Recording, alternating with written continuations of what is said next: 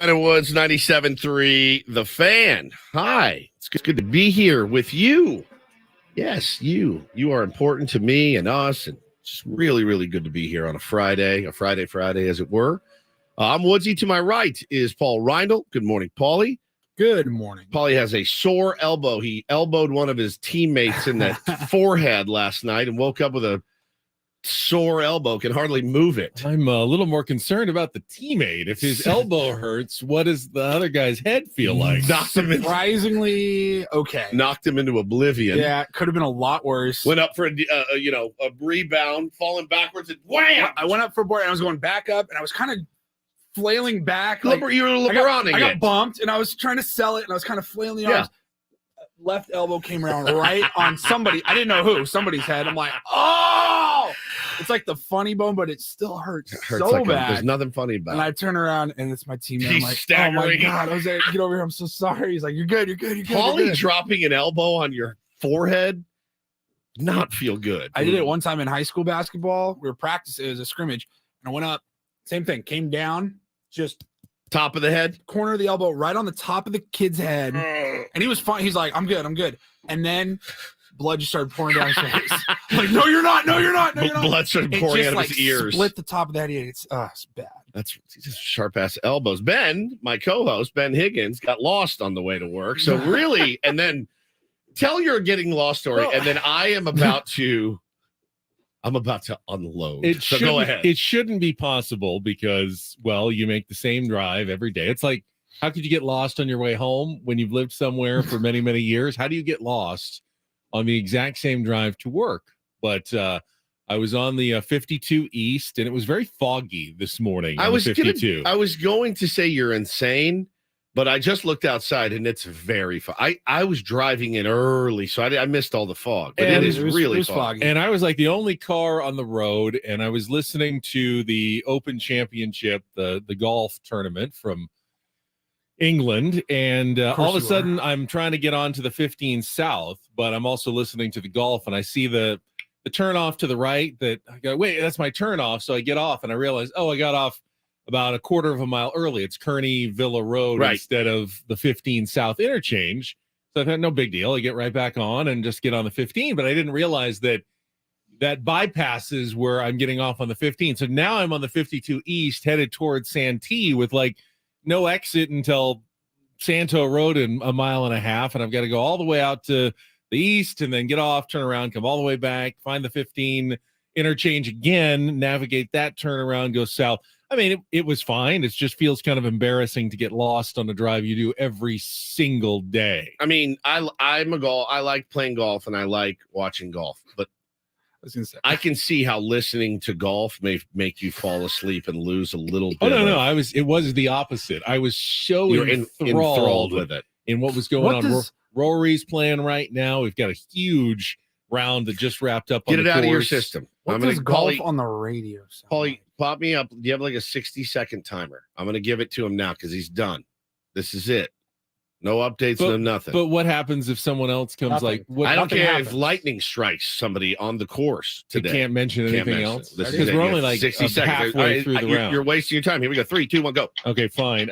Brian Harmon, the lefty, just eagled the 18th hole to shoot a 65 to go with his first round 67. He is a 10 under par through 2 rounds of the Open, and now has a 5-shot lead over Tommy Fleetwood, who has yet to start his second round. He had one of the 3 guys who had a 500 yesterday. The other guys, Emiliano Grillo and Lamprecht. Was it Christo Lamprecht, the amateur, the 22-year-old who also shot 500? They've dropped back a little bit, so it is a 5-shot lead now for Brian Harmon in the second round of the Open Championship. There you go. I did it in less than a minute. Got it in less than a minute. Yeah, we're all good. Okay. I don't know if you've noticed, but just like on Monday when we started the week, I know it looks like we're once again, the catering company is back. Oh, no, again? But all right, you know what? I have 6 of these black shirts, so I'm going to wear them a lot. This is actually a very dark blue. It's blue, not black. So we're not technically all matching in black T-shirts again for the second time this week. So usually, I'll tell you, as a morning radio host, Friday is your day. It is just your day. Doing mornings, you get off the air at 10. It's been a long week. The Padres are up and down, crushing your soul a little bit. It's a lot. It's a lot. You got a lot of, I've got a family to worry about, as does Ben. And Friday is your day. It's your day. It's the day you look forward to the most. You tell the salespeople, hey, listen, don't bother me on Friday. Don't throw a bunch of production at. I don't want to be here. It's almost this a lot of unwritten rules in baseball, right? That reminds me, Paulie, we got to cut a couple of spots. I know. I saw that. Yeah. This is a nightmare. I know. It's one of those unwritten rules almost of, hey, you don't F with a morning show on a Friday. And at 10:01, we're out the door, which is about 4 minutes earlier than we're usually out the door. That being said, today I woke up and I didn't have my Friday jollies. My yes, it's Friday. And it's because of one man and one man alone. And you know what I'm talking about. Is it extra sweet because this is against the Dodgers? This guy. All right. As you guys know, Comic-Con is here. And it's in full swing. Yes. So Adam hit us earlier in the week. One of the biggest events of the year in San Diego. Probably the biggest. Yeah, maybe. Yeah. I mean, in terms of total people coming to town, might be. I don't know. That dip-ass Morgan Wallen pulled a lot of people down there, but that was just 2 nights, so this is like four. Right. So he says to us, and this is what always gets me about Adam, is he does this bit, and it's the pre-qualifier. Hey, guys. Yes. You totally don't have to do this. I just thought it might be good for you and the station if you guys could go down to Comic-Con on Friday. And I said, for what? And he said, well, I mean, there's a lot of people down there. You go down. And I said, so we have passes to go into Comic-Con? No, nothing like that. I go, what do you want us to do? And he goes, well, we've got costumes and stuff here in the closet. Would you guys be willing to? And you totally don't have to go down. When somebody says you totally don't have to, you effing have to. It's the definition of you have to. If my wife said to me, hey, you totally don't have to go to the grocery store today, but could you? What kind of a-hole is like, cool, you said I totally don't have to. I'm not gonna. So he says, you totally don't have to go, but I think it'd be good. I go, so what are your ideas? Like, what do you want me to do? Walk up and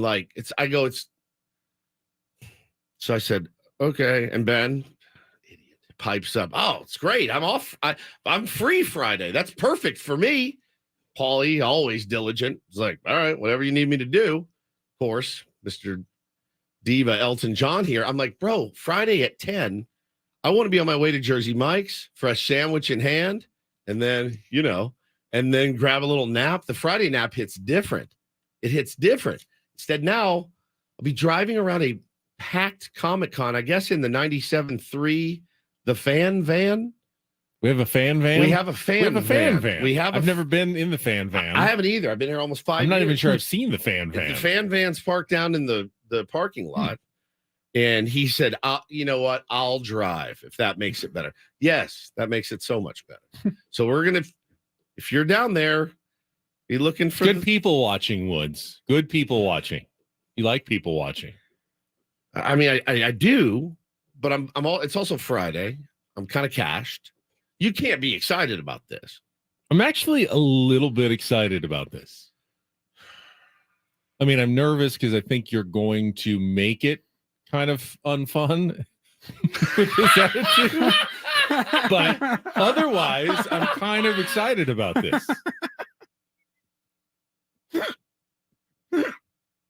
Am I right, Paul? I mean, what's your take? Have you ever gone somewhere with someone who doesn't want to be there? Every time you guys go anywhere with me, it drags down the whole experience. My take is I'm with Adam. I think it's smart. You kiss ass. I think there is a million people running around downtown. And unless you're aware of some massive marketing budget for our show that I don't know about.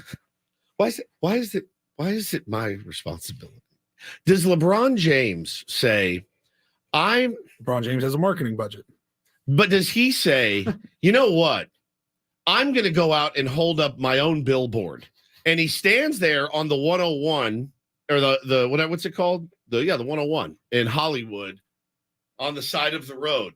Come see me and the Lakers play this year 41 times. Does he hold up a billboard? Not LeBron James, but you get what I'm saying. It's not my fault we don't have a marketing budget. We're doing great.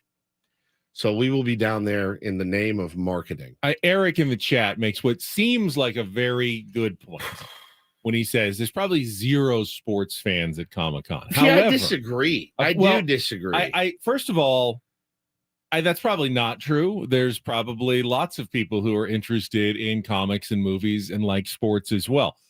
Now, the other point would be, well, aren't these mostly out-of-towners? And I would say, even if that's true, and even if there aren't that many sports fans, I would hope that if you're a big sports fan in San Diego, you already listen to this show. If you don't, you've probably decided not to at this point. So we're trying to find everyone. We want to, what do they say? We want to make our circle bigger. We want to, we're trying to market. Well, yeah, we're trying to bring more people in. You don't have to be a diehard sports fan, I would think, to listen to our show. Now, yeah, we talk a lot of Padres, but we do a lot of other things as well. That's true. And talk about golf 3 minutes into the show. And we've got a YouTube stream that you can watch anywhere. And you don't have to be someone from San Diego. We already know we have tons of listeners from out of town. So why not get a little more of the Ben and Woods message to people? We could go right now. We could take the show to Dallas. Take New it Jersey, somewhere else. North Carolina. We'd have listeners. We'd be huge. I've always, and Woods doesn't share this dream, but I've always thought it would be cool to get syndicated and be a national morning show type radio host. Terrible. And we could do that with most of the segments we do during this show. Be the worst thing ever. But Woods is not that interested. Hey, Ben, you got 400 spots to cut in Des Moines. Oh, and then after that, Birmingham, Alabama wants some new liners. Like, bro, there's no way. I love this job, but I don't love it that much. Not to sit here all day to be on and do generic. Funny you mentioned that, actually. So I'm driving around a couple weeks ago, and there's a radio station in town. I won't name them. I respect them a lot, and I know a lot of people that work over there. But I listen to it all the time. And they were running on the weekend, Ben, some national syndicated show, which essentially is nothing but the stuff from the prep sheet that we always talk about. And I'm not kidding you. I think they are based out of Texas, but I turned it on for 2 seconds. Here's what I heard. Well, looks like Jennifer Lopez got a new alcoholic drink. I think it's a seltzer. And one of them in the background, what's it called?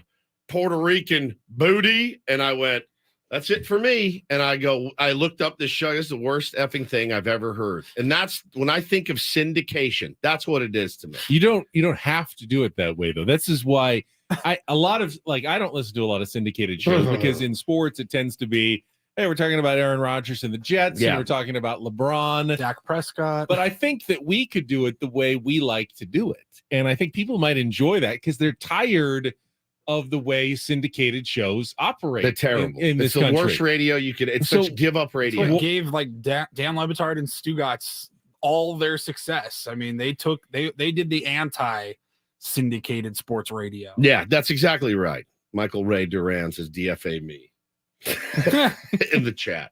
No, I'm a good soldier. No, I mean I'm not a good soldier. I'm a soldier. I'll go down and do what I'm supposed to do. I've been given a costume. Where do you see it? It's Tweety Bird, I think. And it's Pikachu. It's Tweety Bird. It's yellow. I'll give you that. Put it on. I'm not putting it on. That's Pikachu. This is this. This is Tweety Bird, and I have this, and I have to wear this down to come. This was the one that fit, so I'm wearing this. Got to catch them all, Woods. That's a good idea. Ray says, hold up a sign that says, unlike the Padres, Ben and Woods performs 5 days in a row. That's true. That's very true. We do. We try to bring the heat every day. Pretty sure we've had a longer streak of like at least three good shows in a row. Wolfpack 77 says, go to our minor league team cities and Maybe get an interview with Salas. Interesting that you brought that up. We actually had one set and then it was canceled on us. So I don't know what you want to do, but if you do want to see us, you can see us down today at Comic-Con, where I'll be handing out something, hanging out, doing some fun video. I'm going to listen, once I get down there and I get in the moment, I'll be into it. I'll get into it. I hope so. But because if you don't, this is going to be a really rough morning. What are you going to do? Really rough What are morning. you going to do? I'm going to be me, like I always am. I have no other. Did you know that Scotty Cameron actually started, and the guy's just sitting there, his eyes are glazing over? What are you going to talk about down there? What are you going to do? The food, the Aztecs, what I always talk about, Padres. Why didn't I bring the mask for you? That's what we should have done. Oh, brought the mask. Do you have the mask? I do have the mask. Yes.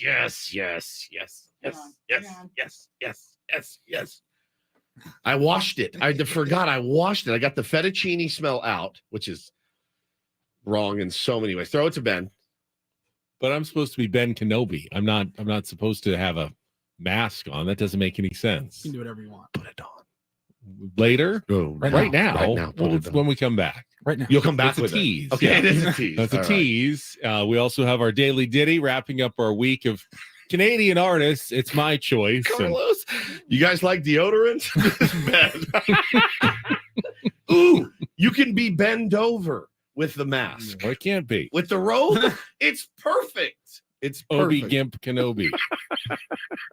Now I'm looking forward to it. I'm going to have a blast. Adam, thank you for forcing Great me to idea, do this. boss. I do like a song or two from at least one Canadian band, I'm pretty sure. So we'll God. come back. We got our Padres wrap up. We can get through all the runs the Padres scored yesterday quite quickly this morning. We will have Bob Melvin, though, skipper of the Padres, joining us from Detroit at Guys 8 in o'clock the chamber, this morning. man.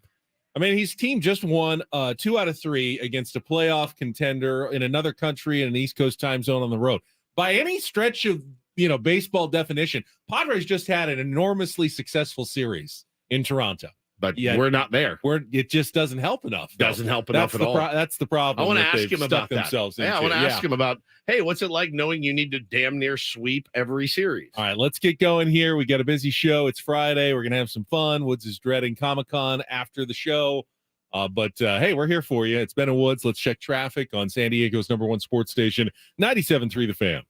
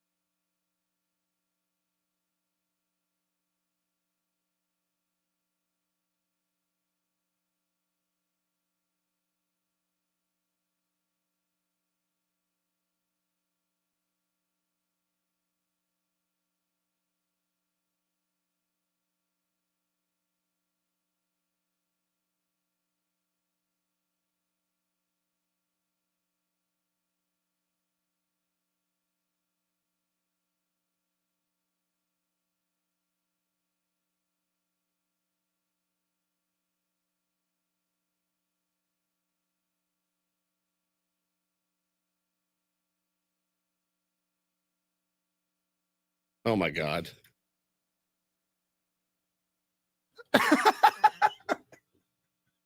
That's your punishment for picking this terrible Nickelback song. This is their good song. Will you pull it down over your nose? You just want the mouth. You don't want your nose sticking out of there. Yeah. Is that better? You've lost a lot of weight. It actually looks better on Thanks. you. I Yeah. appreciate that. Yeah. I can't really tell. You I can't see a damn Yeah. thing with that thing on. Ben has his gimp mask on. Oh my God. I feel like this is not a bad song. I get it that people don't like Nickelback. Oh, no, but this is kind of their worst. a meta-y, clever song about being a rock star. I thought this. I kind of like this one. It's I've kind of always like liked this a one. rip off of Money for Nothing, but it's got that same vibe, right? A little bit, Yeah. yeah. Which was also a very popular song back in its She, day. yeah. I just like the purpose. I'll have the quesadilla. And, nothing Paulie says rock and roll like mentioning a quesadilla in your song. I love That's how you know. quesadillas. I like when Zeppelin and Black Sabbath used to sing about quesadillas and nachos. But don't Lemmy you think from they're singing Motorhead. somewhat ironically? It's like it's an ironic song because they're not really doing all the things they're. All I talking picture about, right are now. they? All right, here's my picture. I can't focus. Hold right on. now. I know. Faded Creed jeans, studded belt, leather brace, plaid shirt unbuttoned down with the hair out, frosted tips, leather braced wrist pumping just to that song. Yeah? You see where I'm going? Yeah, but if I mean, you just don't like that so many people ended up liking them and No, copying that's them not and then good. being popular. No, that just wasn't a good song.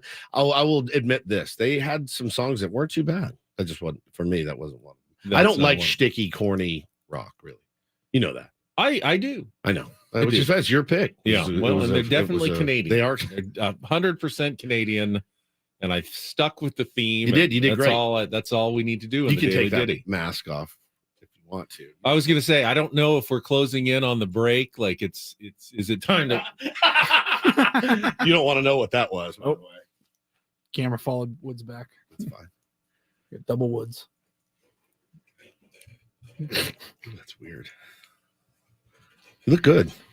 You do. You look skinny, and you got a haircut, which took another 4 pounds. Oh yeah, off the your face. magic weight loss, a supplement of getting the haircut. For as me, well. I have to shave a little bit, get this down a little more, and then get a haircut. And I'm like, oh yeah, I have been losing weight. Actually, thanks for asking. But you actually have been.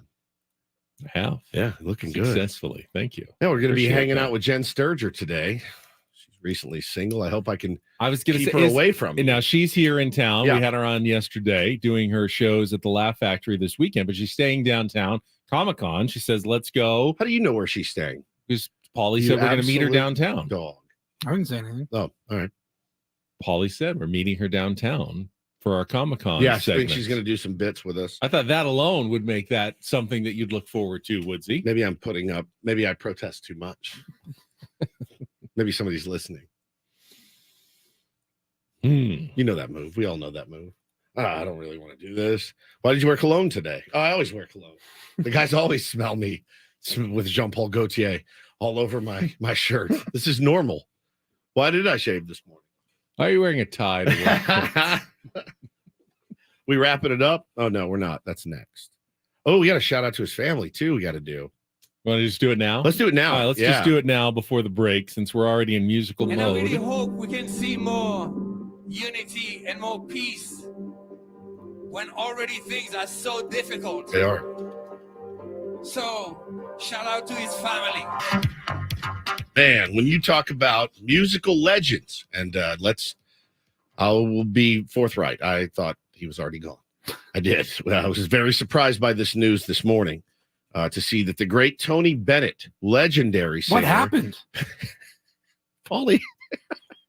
He's 96 years old. That's what happened. Oh. This is more of a tip your hat to one of the best, right? One of the standards. A crooner. Everybody likes Tony Bennett, You right? can't not like Tony Bennett. I mean, it's not really my style of music. I don't really put it on ever, but I certainly appreciate the hell out of that career. He's had the resurgence he had a few years back, doing some stuff with Lady Gaga. It was unbelievable. Like, he's incredible.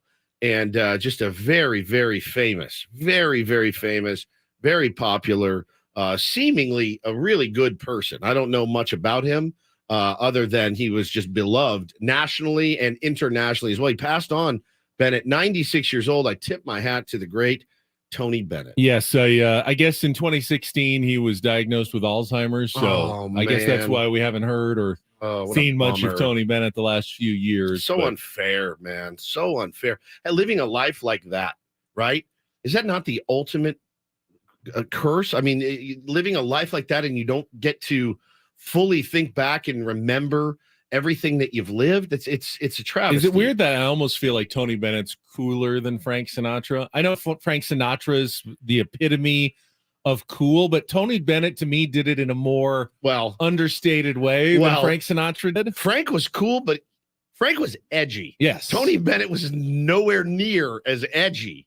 You went out with Frank Sinatra, you're like, I could die tonight. Right. There's a decent chance I get I'd much rather tonight. hang out with Tony Bennett. I would rather hang out with Frank Sinatra. So that's Bennett Woods in a nutshell right there. That's Tony Bennett, passed away, 96 years old.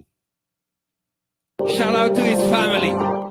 Weird, that mashup of Tony Bennett and David Guetta. It's very odd. All right, we'll get to the Padres wrap-up coming up next. I know some fans were unhappy with our 8 a.m. guest, Bob Melvin, and his bullpen choices. Doesn't really matter. Bring out of the bullpen if your offense doesn't score any runs, but we will talk about it all coming up next with Bennett Woods on San Diego's #1 sports station, 97.3 The Fan.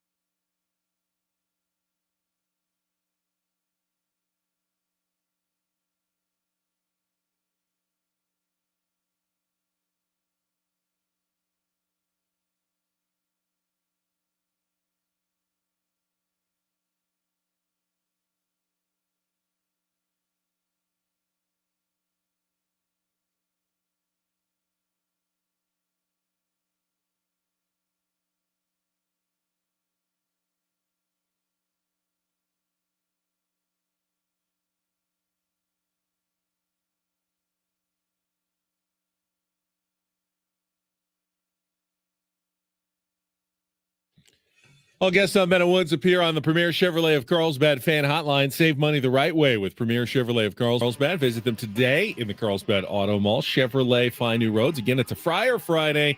And Bob Melvin, the manager of the Padres, will join us coming up at 8 o'clock this morning from Detroit as the Padres get to the final city of their 10-game road trip to open the second half of the season. Their record currently 3-4 on that 10-game road trip. Not good enough to make up ground in the wild card. Actually, they have made up a little bit of ground even with a 3-4 record, which almost makes you feel worse knowing if they had come out and played, 5-2, 6-1 to start the second half, they'd only be sitting maybe 3.5 games out of a playoff spot right now. And we wouldn't have to have much of a discussion about what should the Padres do at the trade deadline. We'd say, yeah, they'd fill in a couple of pieces here or there. They're playing great. And, you go for it. You make a run at the end of the season, but they remain in this kind of no man's land of too close to totally say we're ready to sell, but too far away to really want to invest more minor leaguers into, fringe pieces that aren't going to make a huge difference down the stretch. So they're just sitting here in this no man's land on July 21st with 10 games left until the trade deadline. I see a lot of different responses. Obviously, I see the people that want to throw in the towel. And then I saw a good point was made yesterday with the core that we have, with Manny, Xander, Tatis, and the guys that we have that some of them are playing well. And you do look at it and you say, all right, well, I mean, we've got Joe Musgrove, we got Blake Snell, we got Yu Darvish.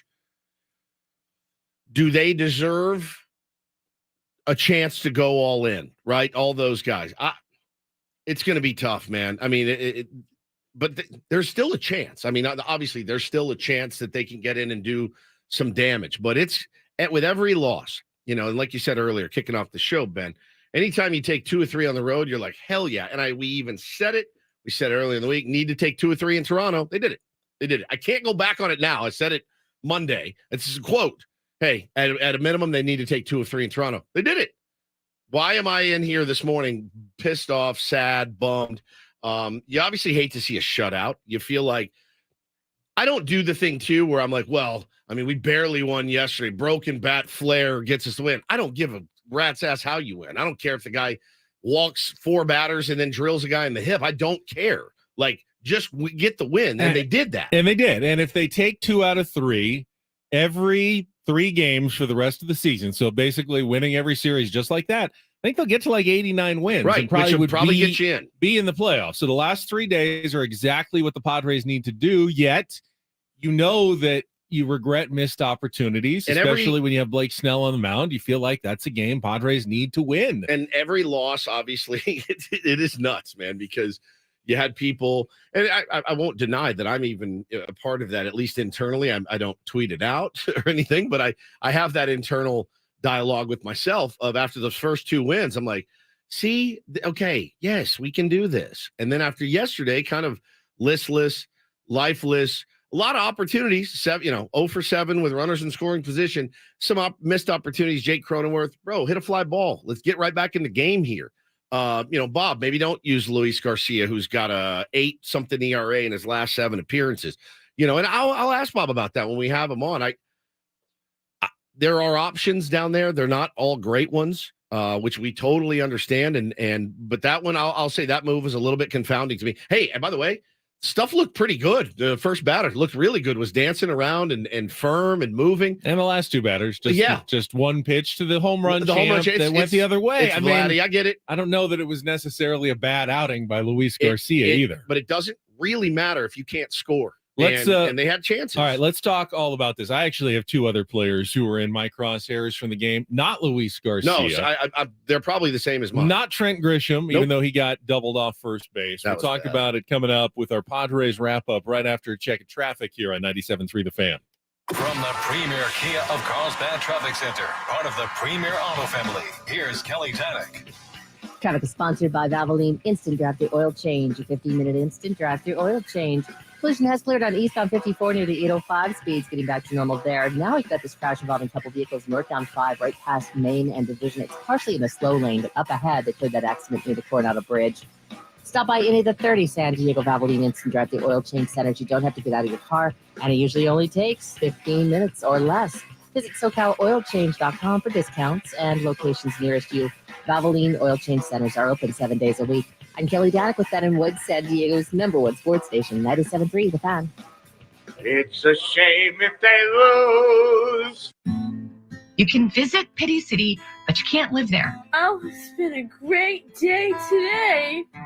Can't wait for more. Hey guys, it's Woodsy live from the Crapper again. Did you miss any of the Padres game yesterday? Cancel the parade. That's why you play the games. Oh, God, here we go. It's the Padres wrap-up with Ben and Woods. Slam Diego?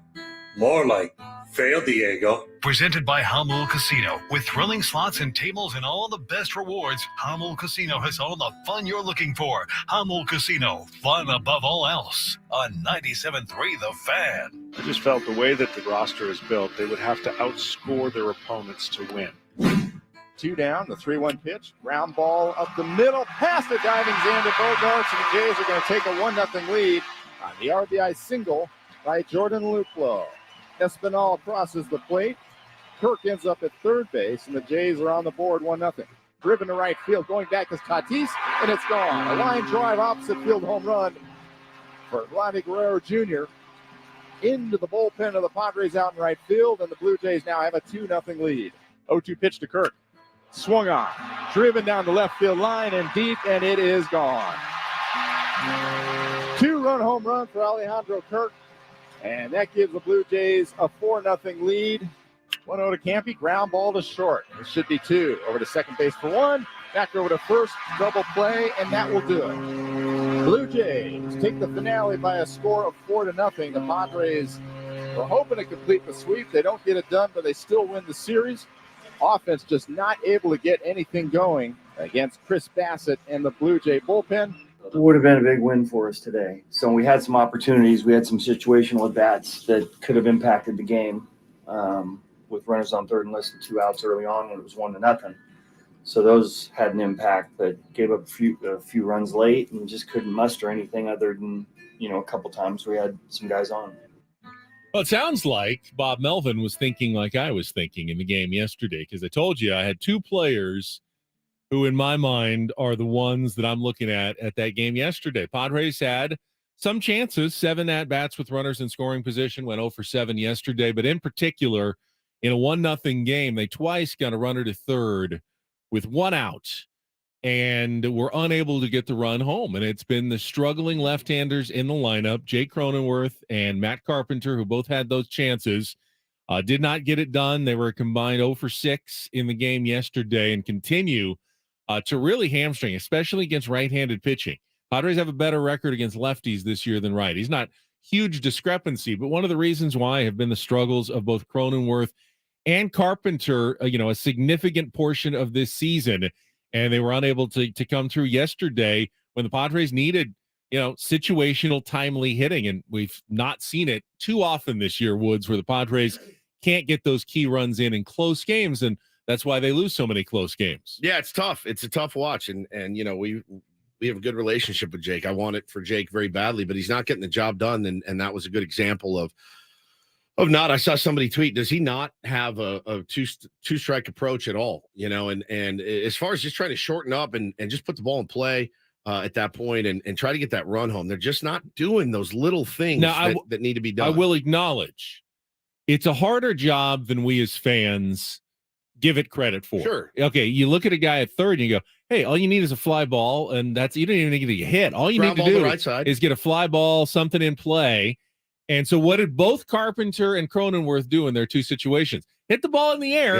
Yeah, they just got it under a little bit. So what we're talking about is the difference of maybe 4 millimeters on the bat on a 96-mile-an-hour slider, that if you just caught that this much higher on the baseball, that's a 320-foot flyout, and you did your job perfectly. But because your bat was this far out of position, it turned into a pop-up to the infield that didn't bring the runs home. I recognize that it's a little bit silly for us to be sitting, watching on our televisions, criticizing players trying to do something that is incredibly difficult on a daily basis.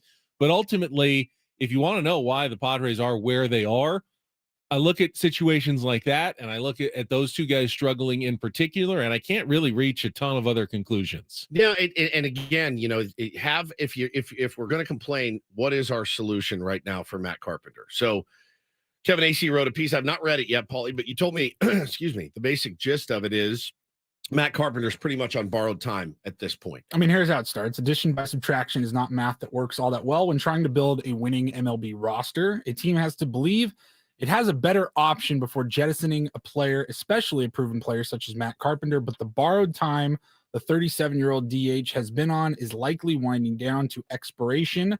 Those signals have been coming from the Padres for a while, and the tick-tock of the clock could practically be heard at Rogers Center yesterday. Yeah, I mean, a very, very tough day for both of those guys. And I saw people, hey, Crony, you got to give him a day. You got to get him off his feet. All right, so you had Rivas at first yesterday.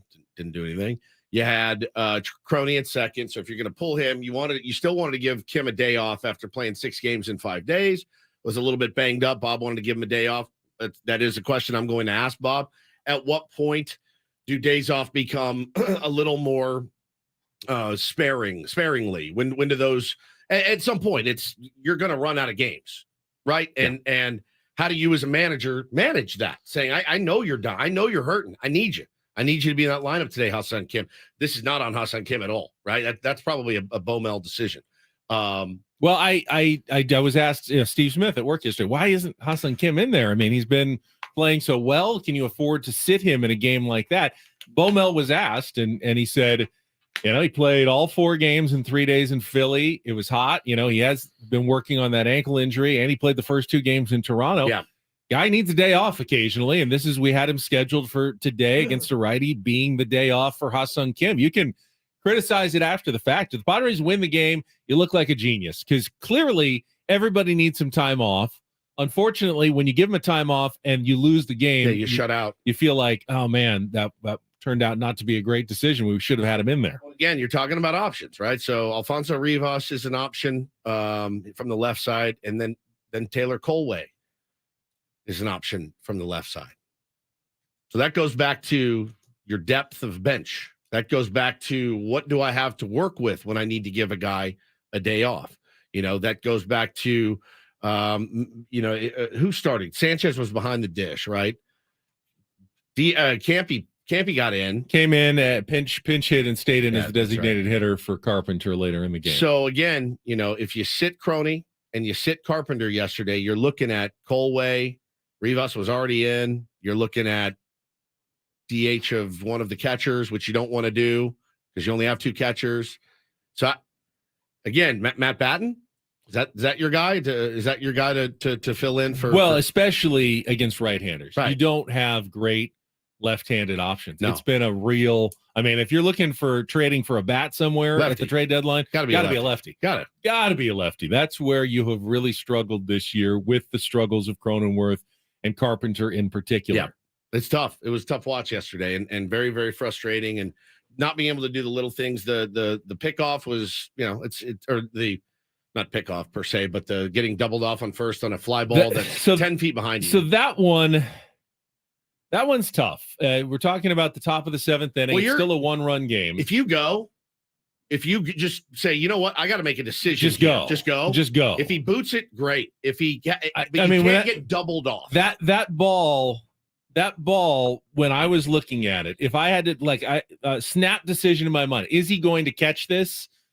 I was like 50-50 whether Vladimir Guerrero was going to get it. And if he doesn't get it and Trent Grisham doesn't have a bit of a lead off first, he's forced at second base and he's an idiot. But you know what happens? You have a runner at first still.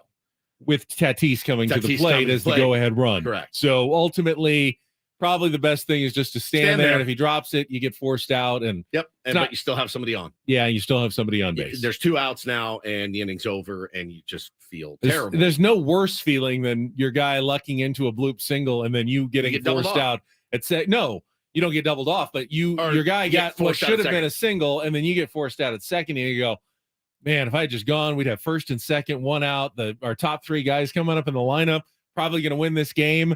So I can understand the thinking process behind what Trent Grisham was doing. He was waiting around the bag. Did you see he went back to within like a foot of the bag, and then you could see in his mind go, oh, he's not going to catch this. And he took like two steps off, saw that he caught it, tried to get back, and it was too late. So yeah, again, it's little things, that compound with this team and end up getting shut out. And hey, by the way, Bassett was good yesterday. He was really, really good. He's usually good. He's a good pitcher. But again, Woods yesterday said the Padres own him, but the last time they faced him, they knocked him out of the playoff They game, did. and he did not look that good yesterday. Even Italian Paul, noted Mets fan, said, "Where was this Chris Bassett last year in the playoffs? Looked like a completely different pitcher." The Blake Snell experience yesterday was wow. That was about as roller coastery of a day as I can remember with Blake Snell. Holy smokes! I mean, it was a minor miracle that literally. he only gave up 1 run in 5 innings, considering he walked 7, gave up 5 hits as well. There's traffic on the bases the entire time. Great job by Snell of limiting them to 1 run. Those are the kind of games, though, you need to steal. You will have those games where, you'd have no business winning, yet somehow you find a way to win. Padres don't have many of those games, if at all, this year. Beat me yesterday, sitting at home. The Padres have games that they have plenty of business winning that they found a way to lose, but they don't have the corresponding games where, hey, we didn't really have any business winning this one, but we found a way to do it. You have to offset. Every team's going to blow a couple games that they should have won. Yeah. You have to offset that by winning some games that you probably should lose. And the Padres haven't offset their games where they how did you had 14 chances with runners in scoring position. How did you lose that game 3-2?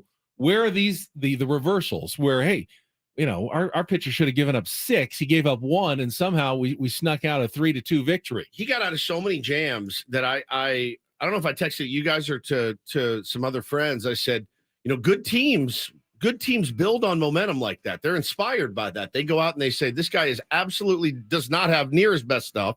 He's gutting it out today. And he did. He absolutely did. And the result wasn't what he wanted, certainly. But, you can't score 1 run for the guy. It was really tough. Tough watch. Friday edition of Take on Woods coming up next. We'll talk about more of the no man's land the Padres find themselves in. It's all coming up. Hour number 2 of Ben Woods next on San Diego's #1 sports station, 97.3 The Fan.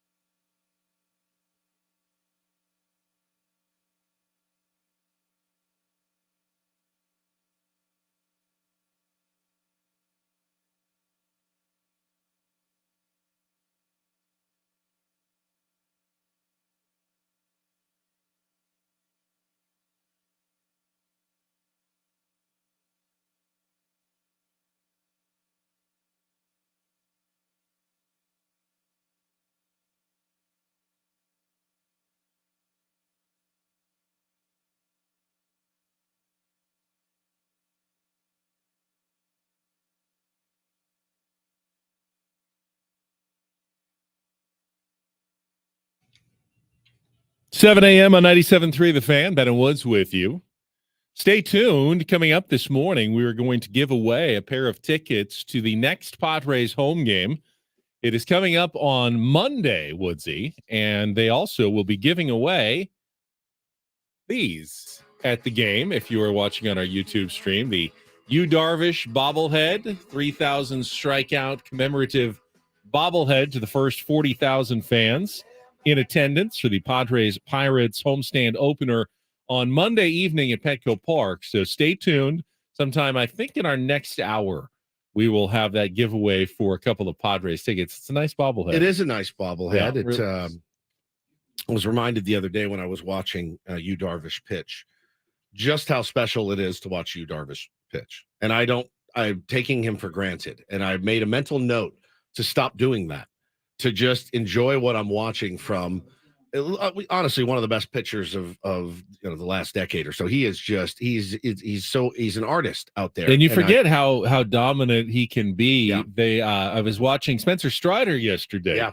Set the record for most strikeouts in his first 40 big league starts. I think it was 350 or but something. they showed the list of like the top four, and Yu Darvish was number 3 on the list. So yeah, no doubt. He's been very good, and he's been very good for a very long time now, both in Major League Baseball and even before that in Japan. 3,000 career strikeouts, and certainly deserving of his own bobblehead. So that's coming up on Monday. And we'll have the giveaway later in the program today for a couple of tickets.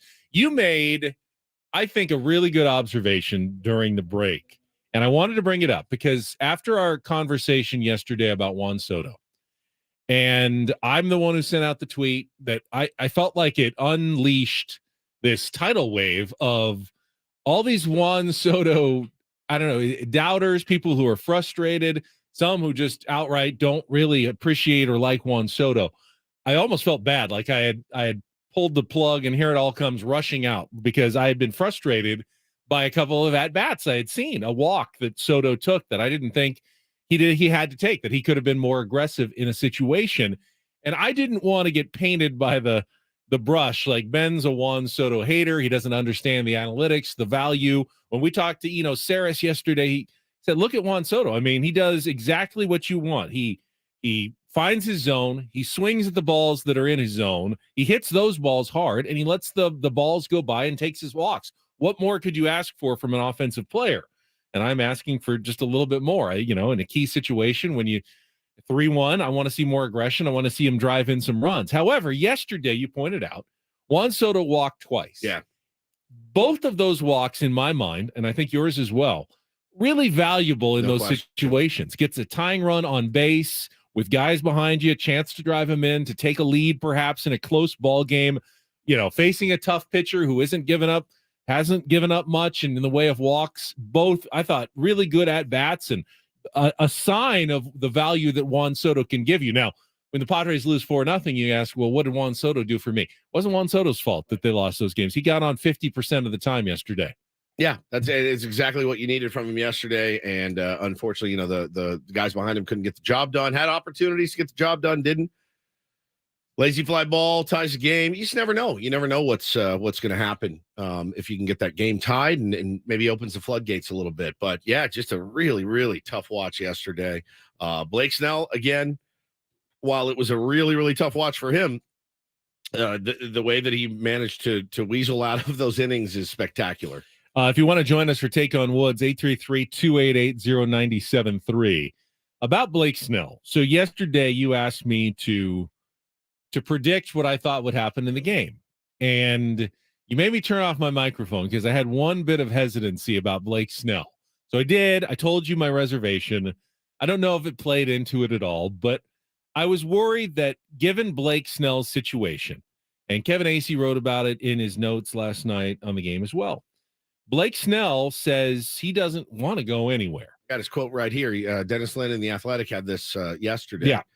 My family, they all want us buying. I love it here, so I ain't trying to go anywhere. I'd rather just stay here and see what happens. I'd rather finish this year here and see what happens.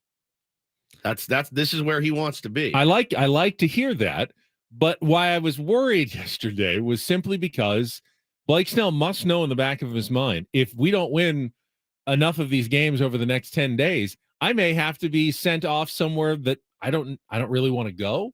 I'm going to have to adjust to a whole new clubhouse and training staff and city. And he does not like that. We knew how long it took me in San Diego, and now I'm going to be expected to perform in a pennant race for a team that's just dealt probably a couple of top minor leaguers for me. And I'm coming in like, I don't even know where I'm going. I mean, honestly, Ben, unless it's the freaking Rays, you'd have to be hesitant about pulling the trigger. If you're the guy in Baltimore, we were talking to Adam Jones about this on the golf course the other day, and he goes, I mean, if I'm Baltimore, I go out and I get Blake Snell. We know, though. We heard it from him, and he got off to a slow start here. I mean, it's taken him a long time to get comfortable. Do you want to give up one top prospect, one middling prospect, and one lower end arm to go get a Blake Snell at the deadline when he very well now he knows the East, comfortable pitching there, knows all those guys, talked about facing some of his old teammates yesterday, knows that ballpark, knows that travel circuit, knows all of it. So that might help a little bit, but are you a little bit, he wears his heart on his sleeve. He's not a master negotiator. He's not a guy that's like, well, we'll just see what happens. He says, I want to stay or I don't want to go. Right. And that's not good for negotiation. And my worry yesterday was that, and it wasn't Blake Snell's fault they lost. He battled, gave him one run, gave him a good chance to win. But I thought you're already pitching under immense pressure as a Major League Baseball player. And now your team is in a situation where, you feel like everyone's counting on you to keep this run going. We need wins. And now throw in the fact that if I don't pitch well, I may be writing my ticket out of town. Yeah, you add all that up, and it can get in your head a little bit. It could get in your head a little bit. But I don't think one bad start, even if it was, technically he pitched 5 innings, struck out whatever he struck out, he walked 7, but he only gave him 1 run. I mean, the GMs aren't looking at that and going, "Ooh, Blake Snell got lit up today. We're not going to trade." No. I mean, because the Padres lost, now they're more likely to trade him. Right. Why would he be worried? He knows he doesn't want to be traded. But he's not. You think that was in his head? A little bit, yeah. Maybe. That was my fear yesterday, that he's going to put it works out conveniently for you. He's going to put even additional pressure on himself. He's going to try to be too fine. I just don't know that he's that. Because he knows I can't make any mistakes right now, because if I do, I may end up traded.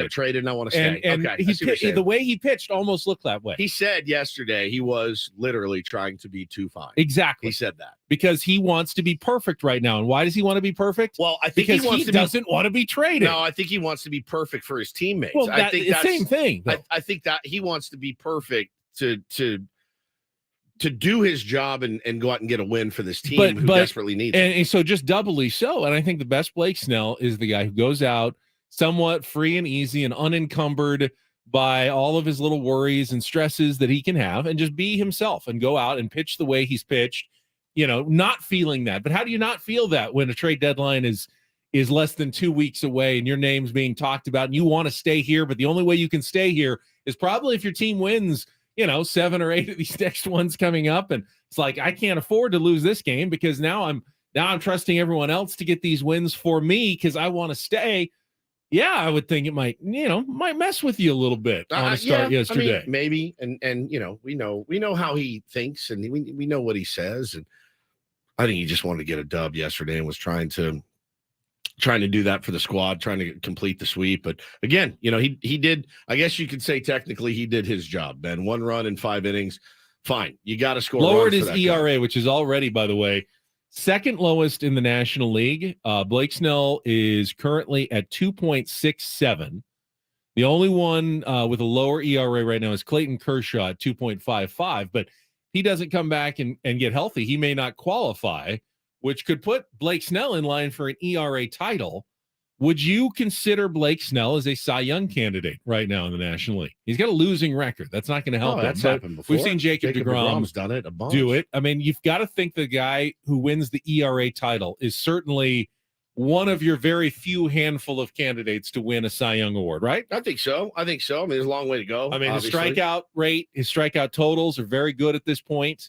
If he has a strong last couple of months, Blake Snell could add a second Cy Young award to his mantle. There's no one Spencer Strider is certainly very good. Clayton Kershaw, if he comes back and pitches some more, he's going to be a tough one to beat. But there are certainly circumstances that I could see where Blake Snell could be a Cy Young Award winner this season. You know what my favorite thing is about Blake Snell this year? You know who leads the San Diego Padres starting pitchers in starts?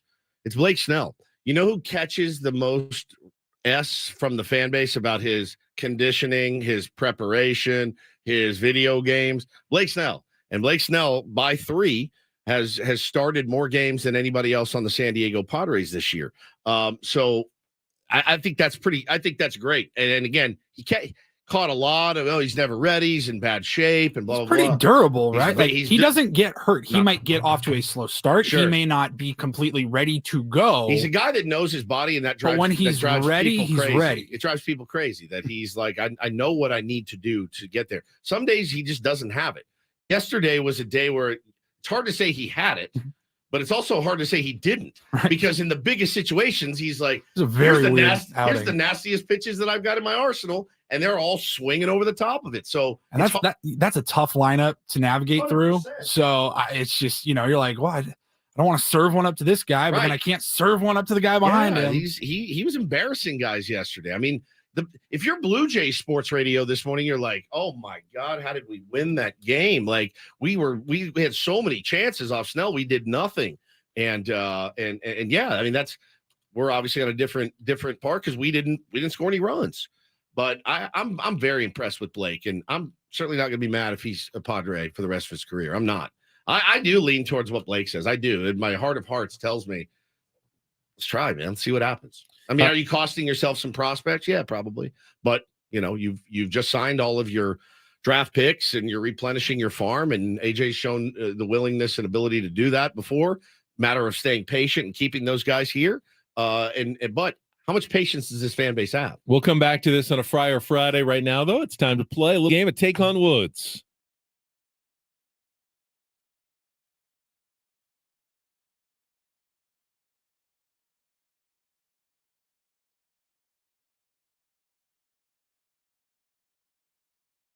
We got Anthony on the line. Anthony, good morning. How are you?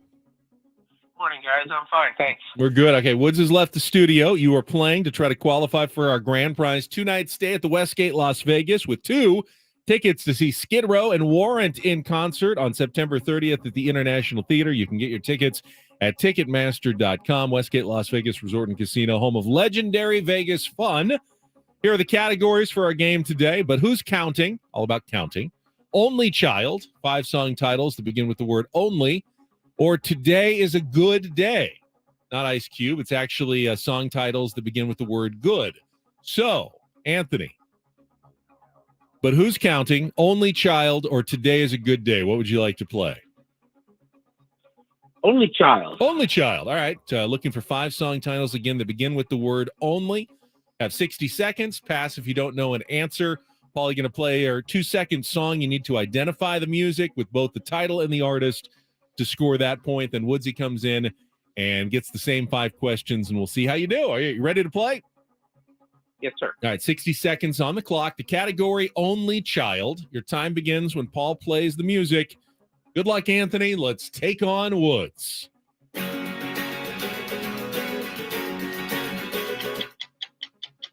only want to be with you by somebody. All right, keep thinking. Which single from Billy Joel's The Stranger album tells the story of a boy trying to hook up with a good Catholic girl named Virginia? Only a Good Die Young. Correct. What's the title of the 2010 mega hit by Rihanna featuring the word in the world in parentheses?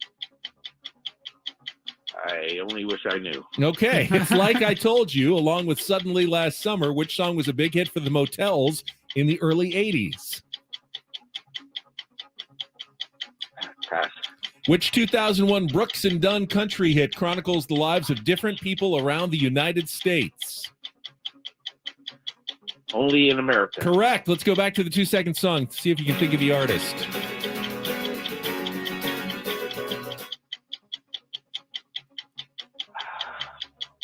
Don't know that. All right. It's Like I... Oh, it's okay. You got... 2? 2 of the 5. 2.5, really, because you got Only Want to Be With You. It's a Hootie and the Blowfish. I want to be with you. Darius Rucker on the vocals there. You got Only the Good Die Young from Billy Joel. The parenthesis Rihanna song in the world. The Only Girl in the World, one of her big hits, Only Girl. Only the Lonely. It's Like I Told You. Only the Lonely is the Motels song. And you did get Only in America, which might stump Woods. I don't know. 2 doesn't usually get it done, but who knows today? Fridays can sometimes be strange. All right, Anthony's scores locked in. Stay on the line, Anthony. Woods has got his headphones on. Let's reset the question. 60 seconds on the clock. Your time begins when Paul plays the music. Good luck, Woods. Let's take on Anthony. I Only Want to Be With You, Hootie and the Blowfish? Correct. Which single from Billy Joel's The Stranger album tells the story of a boy trying to hook up with a good Catholic girl named Virginia? Pass. What's the title of the 2010 mega hit by Rihanna featuring the words "in the world" in parentheses? Pass. It's Like I Told You, along with Suddenly Last Summer, which song was a big hit for the Motels in the early 80s? Only the Lonely. Correct. Which 2001 Brooks and Dunn country hit chronicles the lives of different people around the United States? Brooks and Dunn? Pass. Which single from Billy Joel's The Stranger album tells the story? Oh, you got that one already. No, I didn't. Oh, no, which tells the story of a boy trying to hook up with a good Catholic girl named Virginia. What is the category? Next. What's the title of the 2010 mega hit by Rihanna Next. feature? Which 2001 Brooks and Dunn country hit chronicles the lives of different people around the United States? I thought something strange might happen. That's a 2-2 tie. Wow. Today, the category was Only Child. Okay. Only Want to Be With You. Only the Lonely. You Yep. got. You didn't get Only the Good Die Young. Oh, Hannah's going to kill me. That's her favorite song. Rihanna is Only Girl in the World. Nope. You'll know it. And Only in America is the Brooks and Dunn song that turned out to be the difference for Anthony, who qualifies for our drawing to Las Vegas. Congratulations, Anthony. Stay on the line. In the break, Paul, you'll get all your information. What was the Put you Brooks into and the- Dunn? Only in America. You've heard it as well. I promise you. You've heard all of them, but you just don't remember the titles. That's the tricky part about not getting the category. Only in America. Yeah, that's the one. That's terrible. Only in America. Do you like Neon Moon? I want to hear a little by Brooks Rihanna. and Can we Dunn? get a little Rihanna going to break? Because I do like that song, and Woods was like blanking on it, but he'll know that one for sure. Only Girl? What is it? Only Girl. Only yeah. Girl. The only girl in the world. Yeah, that's I like that. I really like that song. All right, we have Don't Do This coming up next. I've got Sometimes Anger gets the best of you. Oh, no, it's true. And it'll cost you. All right, well, that'll come up after our break with Ben and Woods. We'll check traffic and be right back with more on San Diego's #1 sports station, 97.3 The Fan.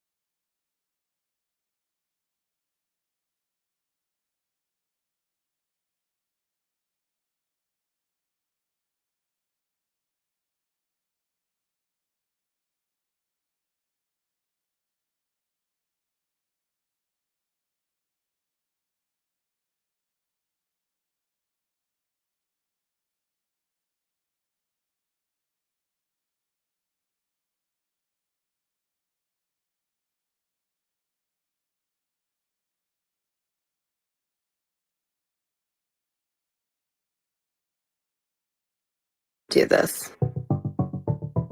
It's time for Don't Do This. What were you thinking? 3 stories from the world of sports that make us all shake our heads. How many times do I have to tell you? I'm sorry, I fudged up, guys. You idiot. You moron. Dumbass. The apple sometimes does fall from the tree. Don't do this Do not tweet that. with Ben and Woods I like a Nickelback song or two. on 97.3 The Fan. Grangetto's Farm and Garden Supply is teaming up with 97.3 The Fan to give one lucky listener the chance to win a luxury suite for 20 people to the upcoming home game on Monday, September 18th versus Colorado. Visit 973thefansd.com/garden for details and enter to win. All right, I'll start with Don't Do This. We've all gotten, I would think, at least one speeding ticket. Even I did when I was 18. Yes. It happens. I was going 40 and a 25 on And my way Benjamin, to is that a school zone? golf practice in Claremont, California when I was in college. That's a I school wanted zone. to get there. That's a 25. school It was a residential neighborhood. I don't think it was a school zone. I got a school zone I didn't get the extra nick of the school zone. But I was going too fast. Wasn't paying quite enough attention. Maybe that's the excuse for Vikings rookie receiver Jordan Addison. I don't think he was going to golf. First practice round at draft 3 pick a.m. out of USC. Oh, that's The you got. Minnesota Weird. State Patrol got him 50. He was in a 55 zone. Right. He was going 70, and then he was going another 70. Yeah, it's 140. So 140 in the 55 mile 3 an hour a.m. zone. too. Yeah. Holy smokes, dude. On Interstate 94 in a Lamborghini. I'm sure it was an understated Lamborghini, though. It didn't stand out going 140 on the highway at 3 a.m. My God. Honestly, how did they even catch up to him? He's not played it down yet. No. It's a good way to ingratiate yourself to your new Yeah. team. What team is it? The Vikings. Yeah. Yeah. Right, It's- Kevin O'Connell has a little something to deal with right as he shows up to training camp this year. It's almost like it's, with everything that happened in the NFL with like Henry Ruggs and all that. I mean, bro, you have to think that stuff through. It's hard. Young guy, he's making some money, got the Lambo. It's like, all right, but 140 miles an hour. That's a bit overkill. Now, he wasn't arrested, so He was no not arrested. signs of That's- alcohol that's or overkill on the intoxication. freeway. He was simply cited and I got you doing reckless 140, and it's a 55, sir. Did you have somewhere you needed to Where's be? the fire, Yeah, son? where is the fire? I always thought maybe it's different in other states or cities. I always thought it was like double the speed limit. You go was to jail. Like felony. Me too. I thought that as well. Is that a- Minnesota? Is that a old wives' tale? I don't know. Something our parents told us. Where's our to man scare Jim us? Betancourt, CHP officer? Maybe he was respectful enough when he rolled down the window. I of the just got stop this sign. thing, man. Yeah. I just want to see I what just want to she see can what do. you do. I didn't see anyone on the road. I just wanted to open her up a little bit. If that were true, if double the speed limit is a felony, you go to jail. What is 3.5 times Right. the speed That's limit? just bananas, man. Good God. Got to be smart. Got to be smart, my friend. Listen, this has happened to me. It's happened to all sorts of people. Hassan Kim, we really dodged a bullet. I it think, happens with- to all guys sometimes. Not that. Oh, not that. That's Not not what that. we're talking about. Jared Kellenick had a tough at bat and came back and kicked a water cooler, just like Hassan Kim did when he got picked off or thrown out at third base by Tommy Pham last week. Kicked the water cooler. I think Hassan Kim thought it was empty, and he would just give it a little boot. It wasn't. It was full. And it was like, oh, that didn't give. And I don't know what happened with Kellenick, but he came and he kicked a water cooler bin, and turns out he broke his foot. They asked him about it, got him in the dugout, asked him about it, visibly shaken. I just feel terrible. Especially for the guys.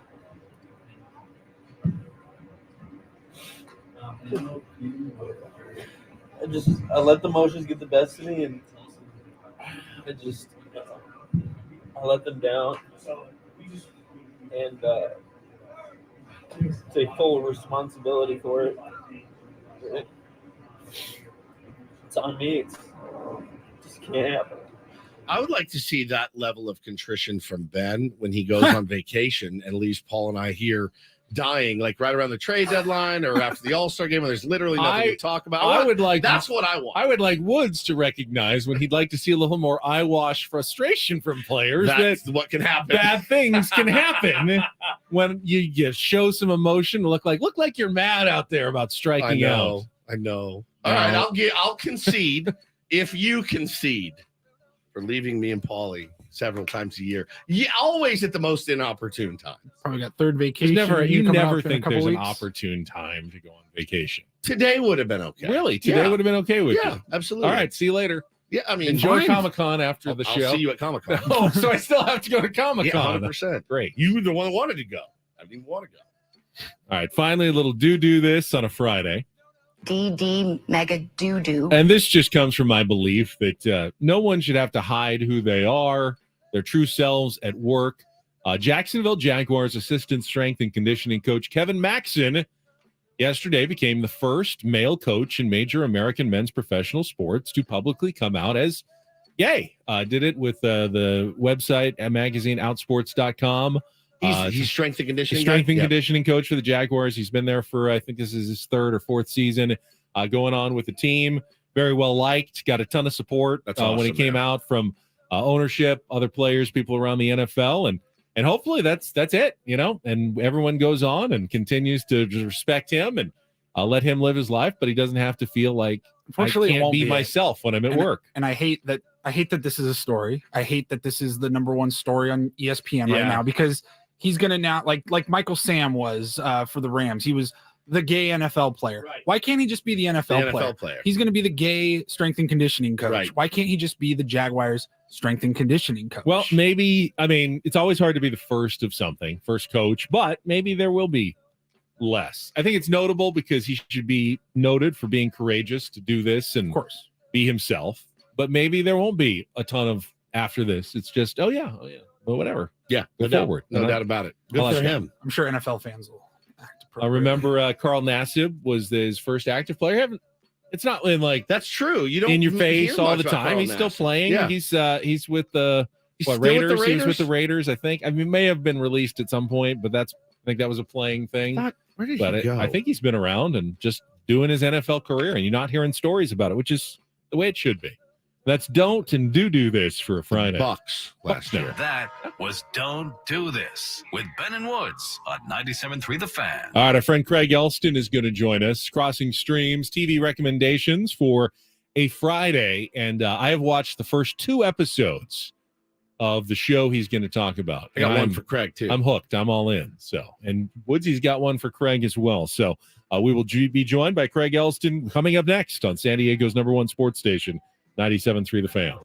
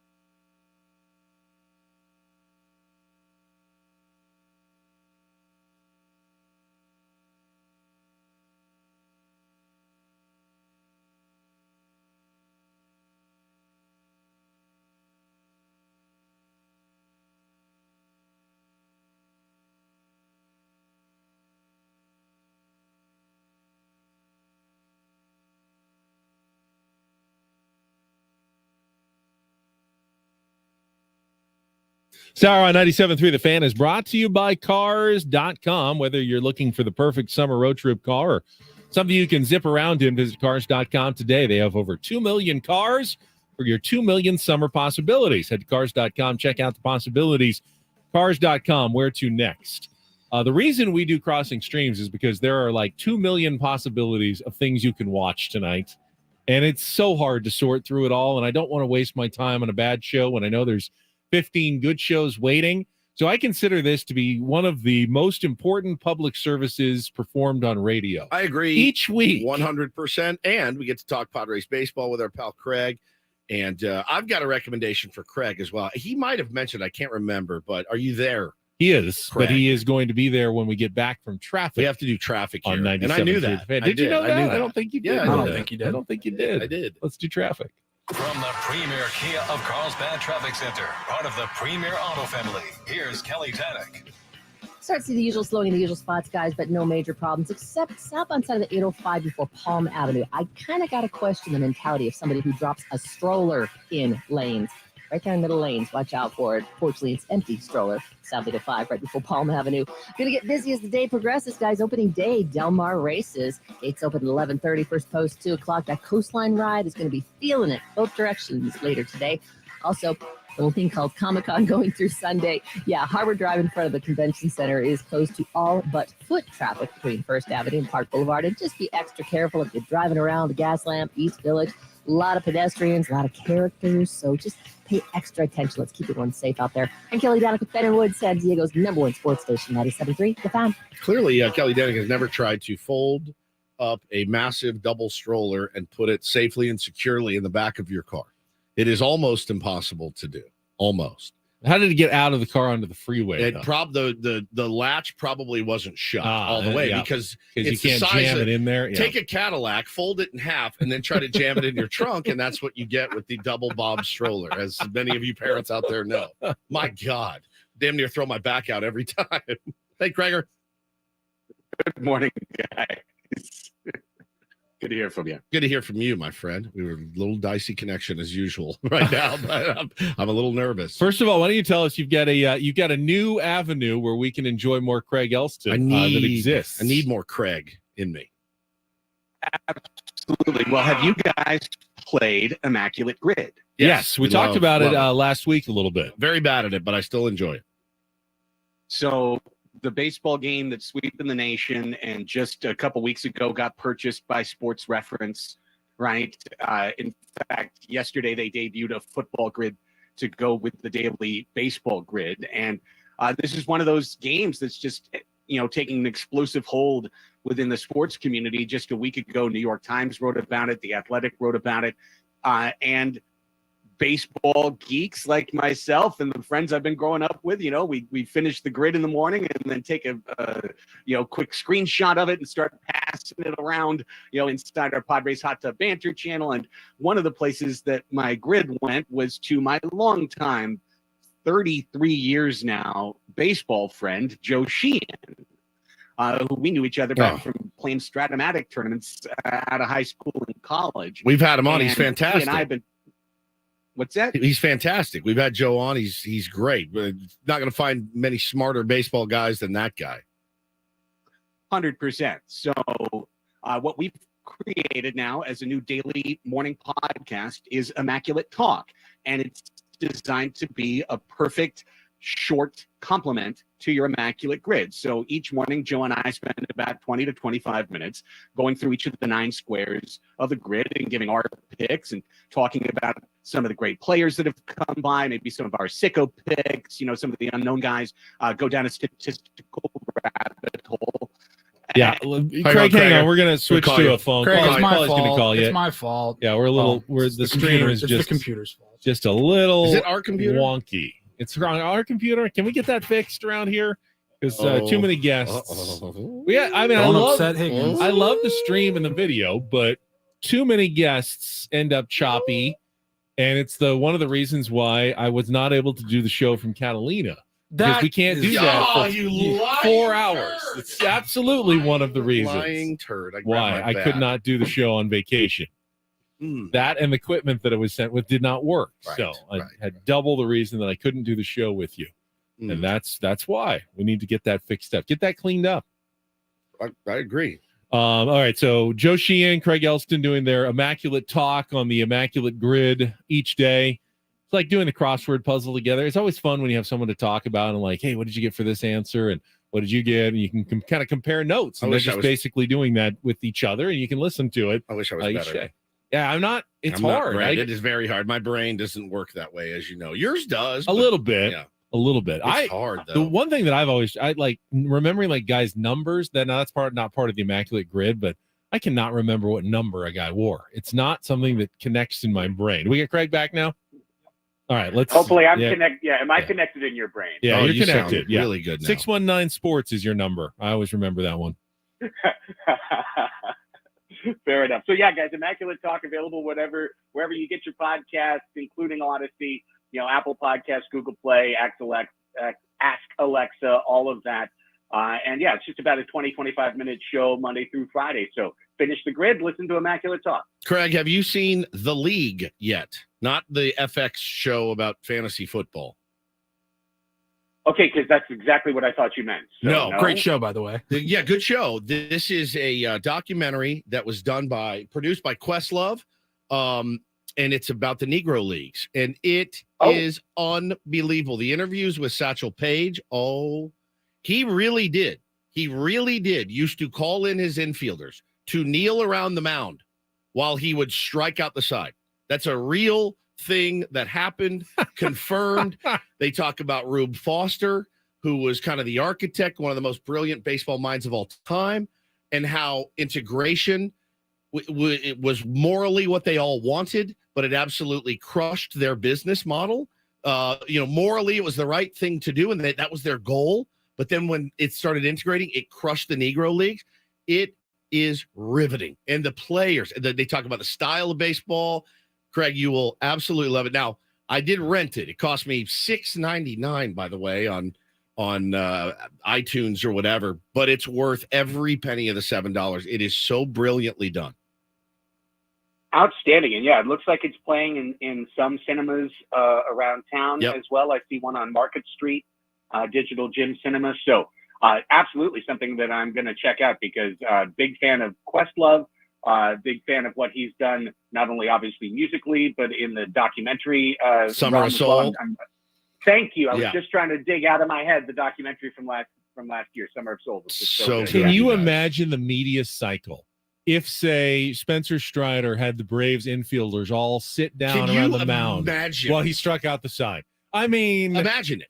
Everyone would lose their mind. Even if he pulled it off, everyone would lose their minds if that happened in a Major League Baseball game. But the flair, obviously, and the different style of baseball, guys, I could have done a whole rabbit hole on it. It is such a well done documentary, and the stories, holy cow, it's just incredible. Craig, I know you want to talk about a show. Shelly and I watched the first 2 episodes. I am hooked on Hijack. Absolutely. So, guys, each time when I bring you various recommendations, I try and kind of put them in different buckets for you, right? Like sometimes I just say, hey, look, Woodsy, take a couple minutes off here. We're going to talk about this, that, or the other thing. Woodsy, hang in, all right? I've watched it. I love it. Yeah. Stay right on the edge of your seat because I got 2 shows that are beefy guy action adventure shows to recommend this week. And yes, we start with Hijack on Apple TV Plus. I honestly didn't think this show was going to be good. Just because, there was even a name for this genre back in the 90s. I think it was air trash, somebody in a plane, there's something going on. But this is Idris Elba, one of the most charismatic actors that we have. And it's really well done. I mean, it's a very straightforward show. It's a 7-episode series of which 5 have dropped, and it's covering a 7-hour plane flight from Dubai to Heathrow, which has been hijacked and is hijacked within the first hour of the show. Of course, Idris Elba's on the plane. So there's kind of a pseudo 24 type situation in terms of it's not exactly real time with time counters on the screen all the time, but it's got that almost real-time feel of each episode is an hour of this flight. Everything that's happening, of course, you have to shelve, a little bit of your credulity whenever you're watching a show like this. But so far, I've really enjoyed it. I found the action to be taut, the tension to be well created. There's 2 episodes left, and I'm looking forward to finding out how they metaphorically and literally land the plane. So better than snakes on a plane. Very much. Is what you're saying. Way better. Way better than snakes on a plane. No, it's good. It's really good. It's well done. It's exciting. It's tense.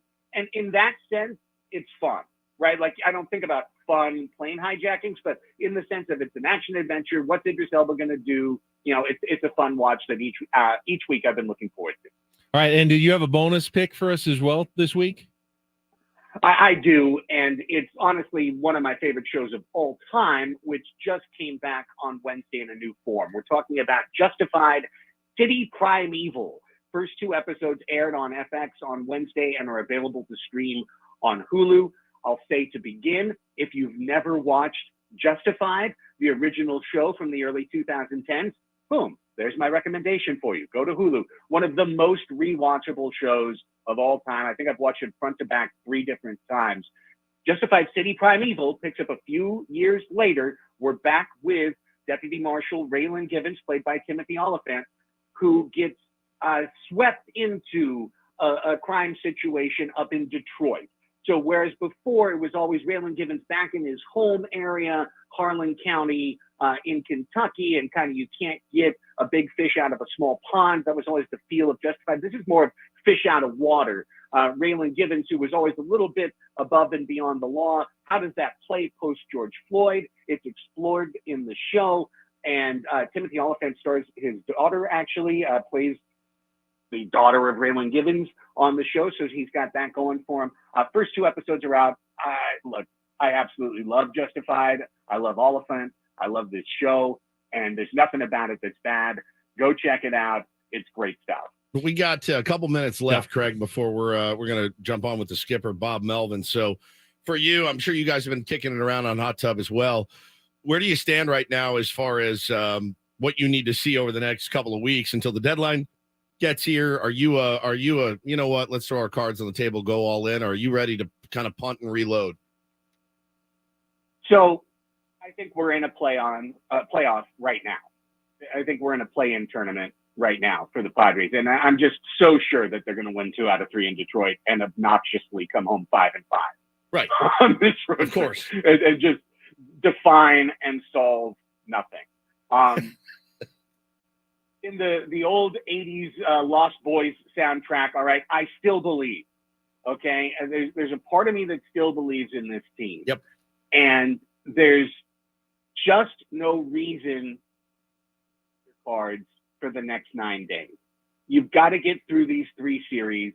And look, even if the Padres go 6-3 over their next 3 series, they're not going to be at 500 right at the deadline. But that doesn't have to be the line of demarcation for, are we going to sell Blake Snell and Josh Hader, or are we going to try and bring in a DH, try and bring in a reliever? I still think this team has the bones to be a winning team. Could it be kind of a fallacy to chase good money after bad? I thought that Joe Musgrove's comments this week were really, really interesting. Yeah, very. In that kind of giving permission to AJ Preller. If you want to trade these guys at the deadline, we'll be fine in here. We're not going to freak out. That was a message I needed to hear, to be honest with you. I've liked the moves that have been made this week. You know, what we talked about on last week's segment, they should have DFA'd Matt Carpenter a week ago. Yeah. Like, he literally helped cost them the game yesterday. And Jake Cronenworth, you know, we talked about trying to get him out of a regular playing position. Him hitting 5th is bad for this lineup. He's gone 2 for 25 on the road to 2 for 25. I don't care how much you love him. That's not good enough. So I've liked the small moves that have been made. I think that's a good thing. I'd like to see a couple more small moves. I'm going to be really honest with you guys to wrap it up. Anything short of like a 2-7, 3-6, and I don't think the Padres are going to sell. I think they're going to try and hang with this thing unless they really crater these 3 series, and I certainly hope they don't. Same. Yeah, I'm kind of right there with Craig. Right there. I do not want to see a crater.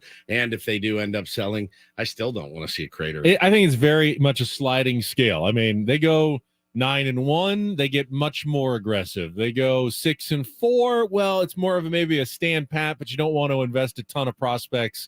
You go like a 2-8, like Craig said, then maybe you start selling off. It's a sliding scale right on these next 10 games of what the Padres may do. 100%, guys. All right, Craig, Thank you very much. Have a great weekend. Appreciate it as always. And you. Talk to you next week. There he is, Craig Elston on our Premier Chevrolet of Carlsbad fan hotline. Save money the right way with Premier Chevrolet of Carlsbad. Visit them today in the Carlsbad Auto Mall. Chevrolet, by new roads. Craig just mentioned Detroit. That is where we head to in our next segment, our management report on a Friday. The skipper of the San Diego Padres, Bob Melvin, will join us, coming off a series win against Toronto, but one that still felt a little empty at the end. We'll talk to Bob Melvin coming up next on San Diego's #1 sports station, 97.3 The Fan.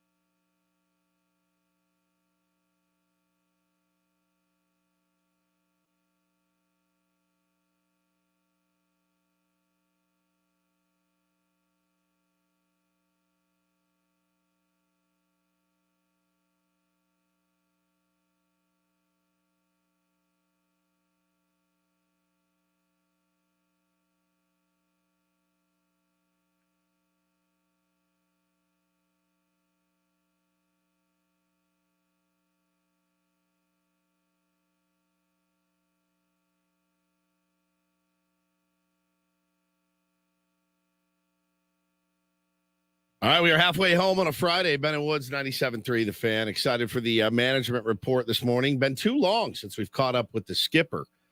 Bob Melvin joins us on a Premier Chevrolet of Carlsbad fan hotline. Welcome in, Bob. How are you? Doing pretty good, guys. Kind of relative at this point, right? So sure. You win a game, you feel pretty good, and you don't, and it's back to the grind. Well, we wanted happy Bob today. We thought, man, if we can get this sweep, we'll have happy Bob. He'll be feeling loose. And listen, it's been a grind for you, for sure, for the players, for the fans this year. I think there's still a lot of hope around this team, Bob.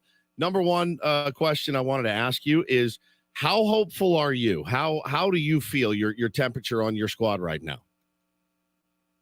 You know, you look at our roster and you have to feel encouraged.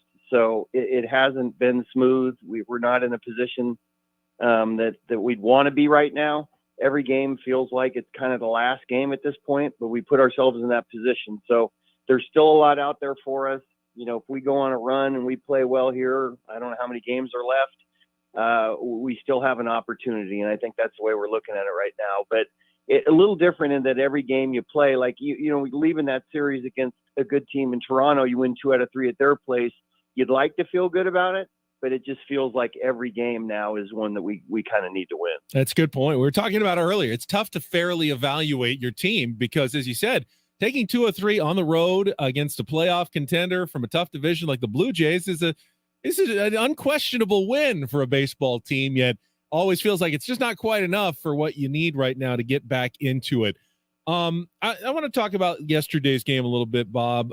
In particular, some of the struggles, especially your lefties have been having in the lineup. Chris Bassett, 6 shutout innings and had some chances with runners on third. And Jake obviously has been having a tough season. Matt Carpenter has just not been getting it going offensively. What are you seeing from those guys in particular? And is there anything at this point that you can do to start turning them around? Well, you keep working and you keep staying positive and, knowing these guys have been successful in the past. So you're right. Those were 2 big opportunities for us. We have runners in third and less than 2 out and have a chance to either take the lead or, tie it up at that particular time. You can put some pressure on yourself when you haven't been coming through in those situations. Maybe there's a little bit of that. But, you still have to have faith in these guys. Jake's going to be here for a long time. He's done some really good things. I think he's as accountable a guy as you could possibly have, and at times maybe puts a little bit too much pressure on himself. In Carp's defense, maybe not a lot of consistent at-bats here recently, but I would think that, and he would admit that's an opportunity that you try to get the ball in the outfield, and we pop 2 balls up. And we've been watching.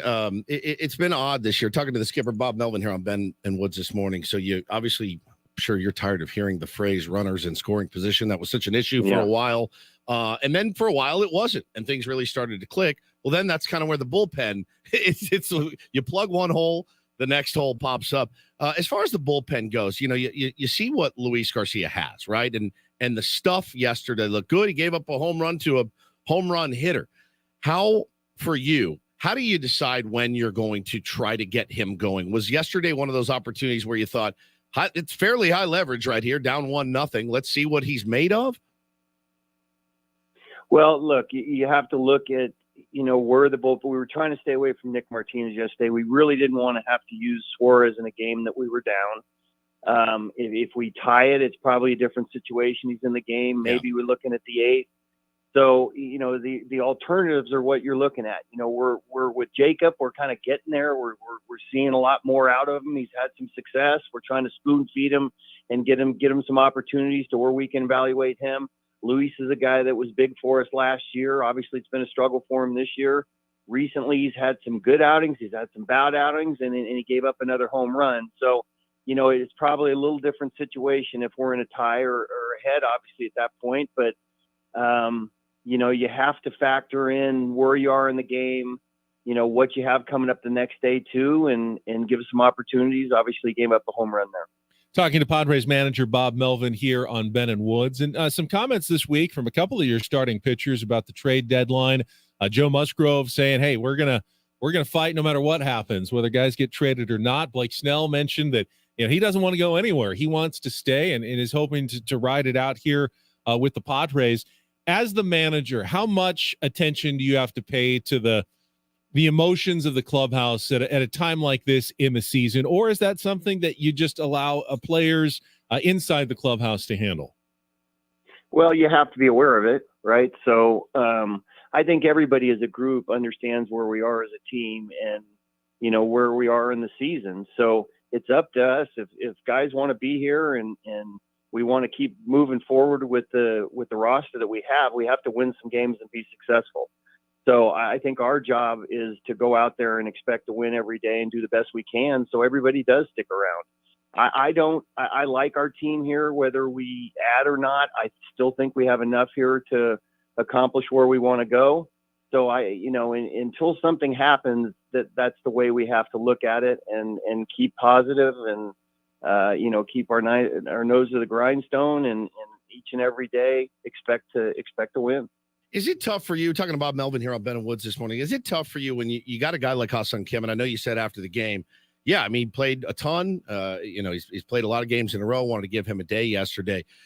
Does there come a time, Bob, and is that a message that you deliver to your team is pretty much like you're going to have to give guys rest? People get that. Does there come a time where you're like, all right, I need everybody to realize we're running out of games. I need you. I need you on one leg. I need you with one arm. Does that happen? Is that something that you're looking at and saying, we got to get our best nine out there every single day? Well, we have almost too much because of the position we put ourselves in, and we want to keep. We need guys healthy. Ha-Seong was beat up before. I would say beat up, but he's had some calf things. He's had some cramps. He's had a lot.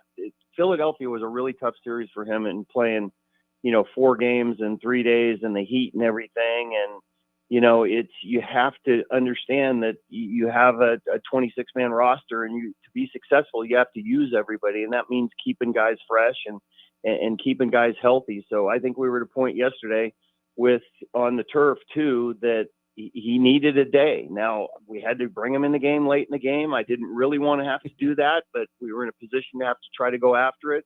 But these things are going to pop up and Juan Soto is going to get a day off here at some point in time pretty soon too. He's been dealing with a finger thing every day. And, you may maybe look at an off day for an opportunity to give him a day off maybe before an off day, but we've played guys a ton and we've had to because of the position we're in. Bob, based on what I think I heard you say yesterday, Michael Wacha throwing but not imminent return, which means you're still going to have to kind of figure out that 5th starting spot. I don't think there's been a starter name for Saturday. How are you kind of looking at that position right now, that 5th starter spot, and what are the options that you can do there? Because the other 4 guys have been pretty darn solid for you with quality starts after quality starts for the most part. Right. And, I think we were pretty good about trying to, give these guys an extra day throughout the course of the season. So now you're in a position where you have to use these guys on regular rest quite a bit. So, we're looking at internal options, and that's where the depth of the organization has to come into play. I haven't made a decision yet. I think we will at some point in time today. We obviously have to get somebody going here to be here to pitch tomorrow, but I can't give you anything on that one. But that's where organizational depth comes into play. Michael's probably not going to pitch in July. Based on his health history, I think we knew at some point in time he's going to need a little break over the course of the season. He's been fantastic for us, and obviously we miss him. But other guys have to step up, and other guys get an opportunity. So that's going to be the case tomorrow. All right, it's Bob Melvin joining Ben and Woods this morning. Again, thanks for your time, Bob. I asked AJ Preller this same question a couple of weeks ago when we had him on, and it's probably a tough one to answer. But I asked AJ, I mean, do you feel like you're fighting for your job right now? I wanted to ask you the same question. Do you feel like, man, this is every game is important to me because, we all know how things can go in the fickle world of baseball. Yeah, you know what? I don't look at it that way. Like I'm fighting for my job every day, but in baseball, that's just the way it is regardless. So I don't make those decisions. When the team is underachieved or we're in a position where we are right now, and it hasn't gone as well as we like, first position that pops up is my position. So I absolutely understand that. And there have been some things that have recently, like with the bullpen, you go back and you soul search, and you got to realize, okay, did I do the right thing? And when it doesn't work out, it's just wrong. So you got to move on and understand that these things come up and these questions are going to come up. So it's probably a better question for somebody above me, but I think in the baseball world, it's just the way it is all the time, especially with a team like ours. Sounds like a really fun job, doesn't it? Just laying in bed, going over all the mistakes. That's a great observation. So it is, like you're talking about. You also understand it's baseball, man, and we get to do this for a living. You have to have some perspective sometimes and know when things aren't going good. You're still really, really lucky to be in this game, and certainly as long as I have. How often do you wake up in a hotel room and look around and think, what city am I in right now? Well, it's not so much that. It's when you go downstairs and then you come up and you have no idea what your room number is. So it's more that I always know what city I'm in. Once we get to the third city in the 3-city trip, the hotel room, no chance on the hotel room. I'm on the 7th floor, right? With my room number. 2415, the last city, or am I on floor 17 this week? Yep. Oh my goodness, I never thought about that. I never did either. Yep. I never did either. It's not on the key card. They don't write it on there for security reasons. So got to have that walk down to the desk where you have to ask, it's embarrassing. What room am I in? All right. How many times a season does that happen, Bob? Yeah, right. Second half of the year, quite a bit. Amazing. No, actually, they do put the number on your packet. So you get an envelope, and inside there's a packet and I don't just stick the key in my pocket. I always have the packet. So Where it's written, that little tiny folder they give you. Before we let right. Before we let you go, and I think I asked AJ this as well. When things are going bad, it can be the mood can feel wrong. The vibes are off, as the kids say. When they flash to the dugout, it does seem like everyone's getting along. Everybody's kind of pulling for each other. I do feel like I see it more now than maybe I did at the beginning of the season. I think everyone was feeling each other out. Could be just my view from where I sit, Bob. But you're in there every day with these guys. How are these guys getting along? How are they taking this pretty tough season so far? Yeah, they are getting along, and in cases like this, there can be some finger pointing, and there is not here. So that's a good thing. And I think you internalize, you try to get, and we've had a ton of tough losses this year. Try to get over those, put them away a couple hours after the game, and know you have to come in the next day with a positive outlook and an expectation to win. And I think our guys are good at that. Well, Bob, good luck in Detroit this weekend. We'll be looking forward to seeing you back home next week for a homestand, and hopefully, keep playing well, and maybe one of those runs it will be forthcoming. So thank you for your time. You got it. That's what we expect. Yeah, Bob Melvin, manager of the San Diego Padres, right there with us on our Premier Chevrolet of Carlsbad fan hotline. Save money the right way with Premier Chevrolet of Carlsbad. Visit them today in the Carlsbad Auto Mall. Chevrolet, find new roads. You know what I loved about that interview is I think it might be the first time I've ever heard a manager say, yeah, I go back and I look at the moves I made in the bullpen and I lay there and think, so good. I screwed up, or I did I do the right thing? Was that the right move? You usually hear decision makers, people in a position of power say, no, that's my decision. And I'm sticking to it. And to know, and again, doesn't get us any more wins. I'd make that decision 10 times out of 10. You hear that crap all the time. That was the most human side of Bob Melvin that I've ever had with him. I've had some off-air moments with him that were hysterical, absolutely hysterical. Also, like that thing about forgetting his room number. Room number. Yeah, you do. It's good to know. There's something to it, for me at least, speaking for myself, that he is like, yep, I might have bricked there a little bit. Obviously, he also has the benefit of hindsight. Well, I think the hard thing is you may go back and you can defend the logic behind a decision you make and say, I think my process was good. But if it doesn't work out, you're going to say, if I should have done the dumber thing, because maybe that would have been the right thing. If it doesn't work out, you will always second guess what you did and say, I wish I had done something else in that situation? We've all done it. We do it every day, right? I should have said this. I shouldn't have said that. I should have done this. I should have done that. And you might have made things worse with a different decision, but you'll never know, Yeah. and that's got to be. I love the perspective too of, hey, it sucks and it's been hard, but I get to be a baseball manager, and I love the guy, and I know there are people mixed on Bob Melvin.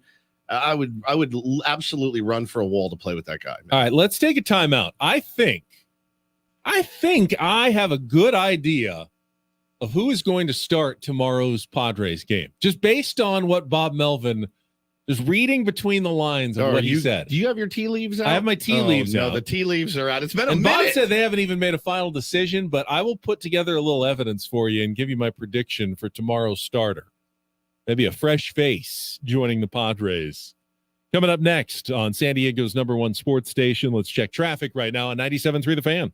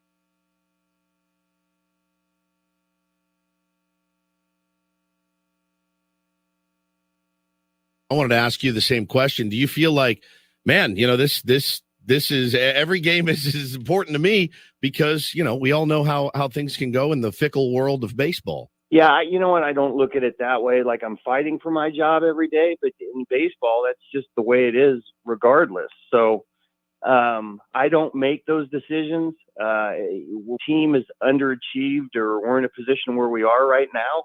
And, it hasn't gone as well as we like. First position that pops up is my position. So I absolutely understand that. And there have been some things that have, recently, like with the bullpen, you go back and you soul search and you got to realize, okay, did I do the right thing? And when it doesn't work out, it's just wrong. So you got to move on and understand that these things come up and these questions are going to come up. So it's probably a better question for somebody above me, but I think in the baseball world, it's just the way it is all the time, especially with a team like ours. Bob Melvin just joined us in our management report here on 97.3 The Fan, and he recognizes that underperforming managers on teams that had high expectations oftentimes do lose their jobs. However, and I know this is just my take and probably an unpopular opinion because I know that a lot of you are frustrated with Bob and some of his decisions. I'm more worried about Bob Melvin deciding to retire and just saying, you know what, this was such a frustrating season. I don't want to come back next year. And I think that would be a loss for the San Diego Padres. I mean, I think you might need to talk Bob into staying another year. I like Bob Melvin as a manager, and I think it would be a real mistake if the Padres let him go or tried to shift any of the blame for this season onto him for his managerial decisions. Yeah, I mean, he makes decisions that I scratch my head at. I have never, in all the years that I've spent watching baseball, I've never seen a manager that doesn't. Never. I've never seen a manager that I don't go, oh, my God, really? Wow. I got a DM the other night. Cosgrove came in. I can't remember what it was, but I think it was Cosgrove came in and put the first two guys on. I get a DM. We should have just left so-and-so in. Well, then he gets out of it. Listen, it's baseball. You make the best educated decision you can at the time. There are tweets and stuff that I see that part of the reason I got off Twitter is because I can't wrap my head around it. Like I saw one the other day, why wouldn't you go to Josh Hader here? Everyone in the world knows Josh Hader's down. Bob Melvin didn't look at the roster, pick up the phone and go, give me anybody but Josh Hader. Like he knows that he knows like, hey, I can't go today or you're not going today. He didn't purposefully avoid using Josh Hader in a position where he could have used Josh Hader. That's the stuff that I wish I could break through a little bit. And if you really play it out common sense wise, you would never have Matt Batten playing third base over Manny Machado unless you had to, right? Bob Melvin didn't say, let's get weird. Let's get weird today. I smoked a big fat joint and I'm feeling weird and I'm going to, Manny, you're sitting and Matt Batten, you're in. Yeah. Spark it up. There's a reason behind these decisions. And I think, are they all the right decision? No. I think like when it comes to bullpen decisions, it's debatable whether you're down one. Do you go to your higher leverage arms to keep it a one-run game? Or do you have to use some of the lower leverage guys and hope they can get the job done? Because you can't use your highest. You can't use Josh Hader every single day, every single inning. I mean, I know you'd love to bring him in the seventh when you're down 1-0, but Bob Melvin knows he's got more innings to manage the rest of this game. And you say, he just told us, well, I mean, Robert Suarez, that wasn't where we were planning on using him down in the game there. So, we wanted to stay away from Martinez. It was trying to give him a day off. That left him with a couple of choices. Now he might pick Alex Jacob in that situation going forward. Gave him kind of a vote of confidence. But he wasn't quite sure he could trust him yet. He said, we're spoon feeding him a little bit and he's passing the test. So maybe the next test is he gets that, one-run deficit in the seventh inning instead of Luis Garcia. A great example is Tom Cosgrove he had that nice run and hadn't given up, didn't give him a run. He came in and got hit around a little bit. It's going to happen. It's going to happen to the best of the best. Corbin Burns got off to a terrible start yesterday. He went out and pitched his ass off yesterday. You sometimes have to, I'm not comparing Corbin Burns and Tom Cosgrove just for the record. Okay. But you'll see like, well, we could have gone to Cosgrove there. Okay, we did go to Cosgrove here, got a couple runs. It's going to happen. It's baseball. I understand. Problem is with this team, the offense didn't do their job at all yesterday, not even in the slightest. Nobody did a damn thing to help even keep us in that game.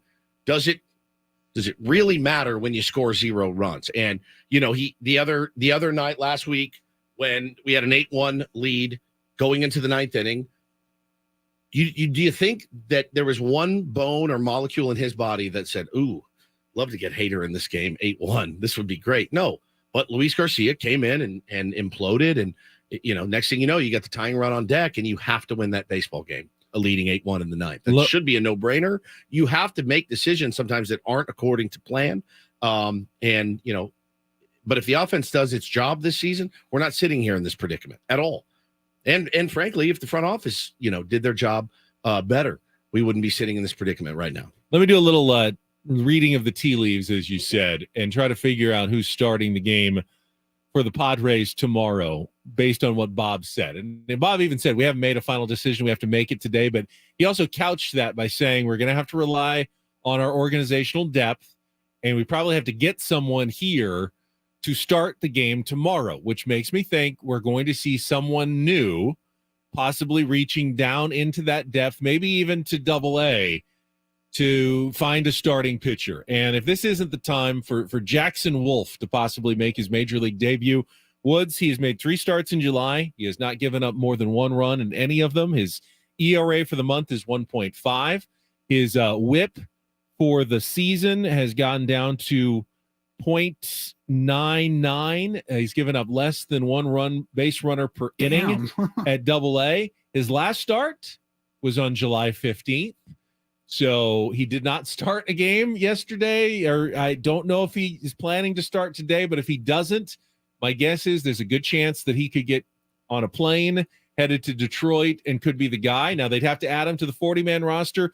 We just saw in Kevin Acey's newsletter that the handwriting might be on the wall for Matt Carpenter. Yeah. That could be a place where you DFA someone to create a 40-man roster spot, potentially to add a starting pitcher. I put it all together, and my money on tomorrow's starting pitcher is now Jackson Wolf. I like the way you think, Double-A buddy. pitcher. I like the way you think. He is 6'7" left-hander, Yes. Benjamin. 24 years old and having a very fine season down in Double-A San Antonio. Well, now I don't want it. I need it. Now I am going to need to have it.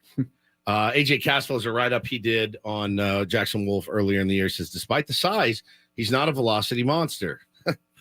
Why would he be? His fastball sits mostly in the low 90s, but it comes from an unusual arm slot, making for a very uncomfortable at bat. Might prove to be precisely the upper level depth the Padres have been searching for. Awesome. All right. Jackson Wolf's season could be upon us. I just have a suspicion. Did you that get a based text? No, I did not get any text. Okay. That was me reading the tea leaves of what Bob said, trying not to give. Bob is good at a lot of things, but sometimes he gives away a little bit through his comments because he's honest. It's going to be Weathers. He's on. You know that. Could be. Yeah. Reese Kinnear. Could be coming back. No, Reese Kinnear's on the 60-day IL, so I know it won't be Reese Kinnear tomorrow. Matt Waldron, could see him again. Adrian Morejon, bullpen day. I just got the sense from what Bob said that it might be still hurt. Might be someone new. he's He's on still the on the, IL. he's still on the IL too. So yeah, it's less options. And here's a guy who's earned it this year, I think. So we'll see. We'll see. That's speculation. That'd be fun.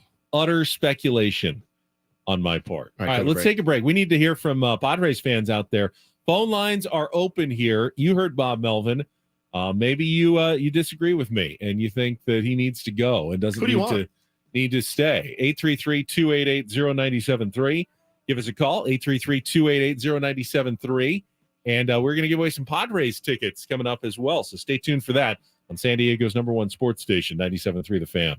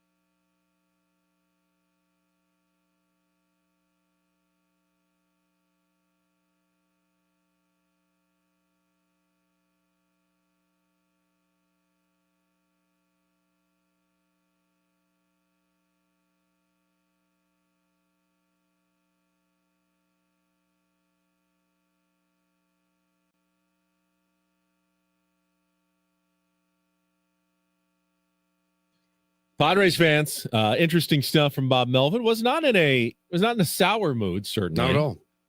But he gets the situation. He's like, yes, it's good to take 2 out of 3 from the Toronto Blue Jays on the road, and it's also not maybe good enough for what we need right now. That's why this is such a tough spot to be in.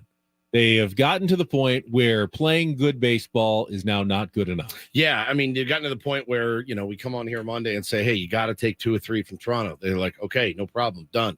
He's like, it's not good enough. Man, you needed a sweep.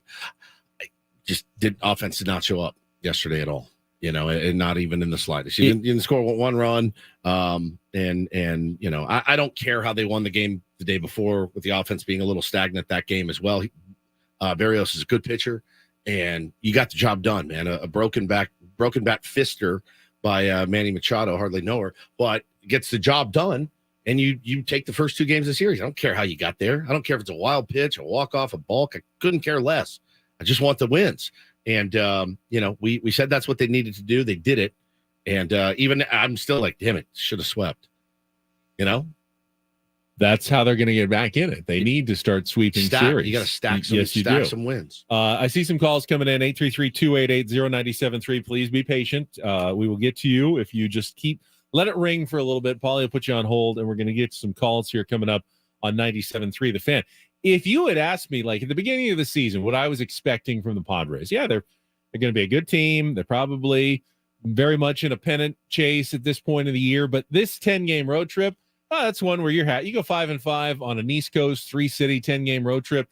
Nothing wrong with that. I mean, every team's going to have some hard moments to the season. Go to Philly, Toronto, 2 tough teams, tough cities. Yeah, we mapped it out. It's not something where you can't put yourself in a position where you need to go 7-3 on a road trip like this. It's unrealistic generally to have a record like that on a tough 10-game road trip that has a doubleheader coming out of the All-Star break. Yeah. And now here they are sitting at 3-4, not playing bad baseball. In fact, pretty good baseball for the most part. And it's just not enough. It's just not enough right now. Give me the clown wig and clown nose. I will gladly put it on. You know what my biggest worry was I mapped out the season was, oh man, I hope we don't I hope we're still fired up when the playoffs get here. I hope we're still, you don't want to pull a Dodgers last year. They won so many regular season games. And yeah, I'm like, I hope we're clicking at the right time. We got to get hot in September and roll into the playoffs. Now, the playoffs look like a distant memory. I can still see a little speck down there at the end of the tunnel. It's a tiny little flash of light, tiny, but it's there. It's still there. I'd like to see it get a little bit bigger, then a little bit bigger, then a little bit bigger. Bigger than a speck would be nice. Bigger than a speck would be lovely. All right, let's get to some phone calls right after a check of traffic here on 97.3 The Fan. From the premier Kia of Carlsbad Traffic Center, part of the Premier Auto family, here's Kelly Tannick. Traffic is really stacking up westbound side of the 8, slow from the 805 all the way up to just before Taylor Street. There's the problem. Accident over the right shoulder, but it looks like emergency crews have got the 2 right lanes blocked. That's westbound 8 before Taylor Street. Also traveling on eastbound King Freeway just before Euclid. Looks like somebody's dropped a ladder in middle lanes. I'm Kelly Danik with Ben & Wood, San Diego's #1 sports station, 97.3 The Fan. All right, 833-288-0973. Let's go out to Jed. Welcome to Ben & Woods on 97.3 The Fan. Good morning, Jed. Good morning, boys. How you doing? Good, man. First of all, I got to give you guys a shout-out and the YouTube chat a shout-out. 2 days ago, recognized a name in there from a kid I grew up playing baseball with. Hadn't talked to him probably 10, 15 years since high school. Found him on Facebook, and now we're going to a Padre game later this season. Oh, so look at that. Shout out you guys for that. But 2 concerns. One thing with the Bob Melvin conversation, if he's laying awake at night going back over the decisions he made, but keeps making the same decision, that worries me, 1. And 2, like what, for example? What's that? Like what? Like which decision, for example? Like making the same. I guess really yesterday, Luis Garcia out of the bullpen. What did we bring Suarez up for if we're just going to keep swinging? I know Bob Melvin was looking for a light situation to bring him back in, but in this type of season that you're in right now, you're not going to have very many light situations. You got to run your guys out there. I think he did say if the game were tied, it would have been Suarez.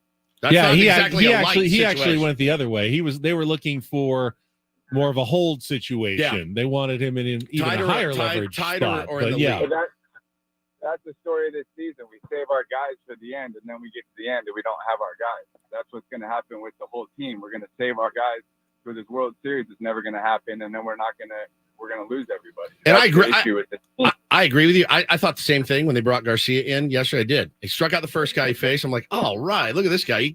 Bob knows more than we do. The stuff looked great. He gives up a homer to Vladdy Jr. I'm like, all right. I mean, it's not Danny Jansen or anything, but I see your point.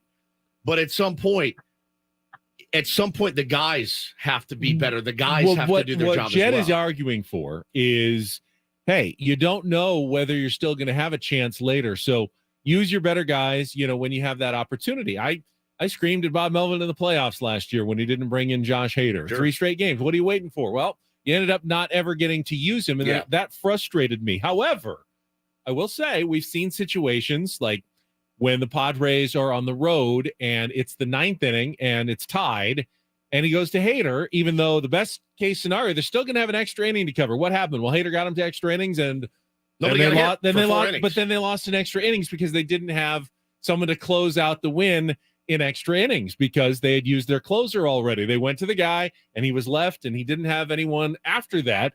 So you kind of get hit both ways. When you don't have a deep bullpen, you can use your good guys first, but if they keep you in the game and you're tied, then all of a sudden now you're in trouble. Or you can try to get through the 6th and 7th with your lesser guys and hope to save your good guys to close out a win, game, but it maybe is no longer a close game anymore because those guys didn't do the job. Ultimately, you just have too many guys that aren't getting the job done out of the bullpen. They had 17 games in a row or something where the bullpen let up a run.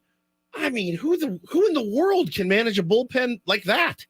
Who was the guy? I mean, we've been saying it like a mantra all year. Like when you go to the phone, who is there that you absolutely trust to get out? There was that streak Nick Martinez had where it's like Nick Martinez comes in, home run goes out. Brent Homerwell, every time he comes in, he gives up a bomb seemingly. Luis Garcia giving up a run on almost Tim Hill commits an error every time he's on the mound leading to runs. I mean, holy crap. And then, you got Alec Jacob and these guys that have been here for 2 weeks.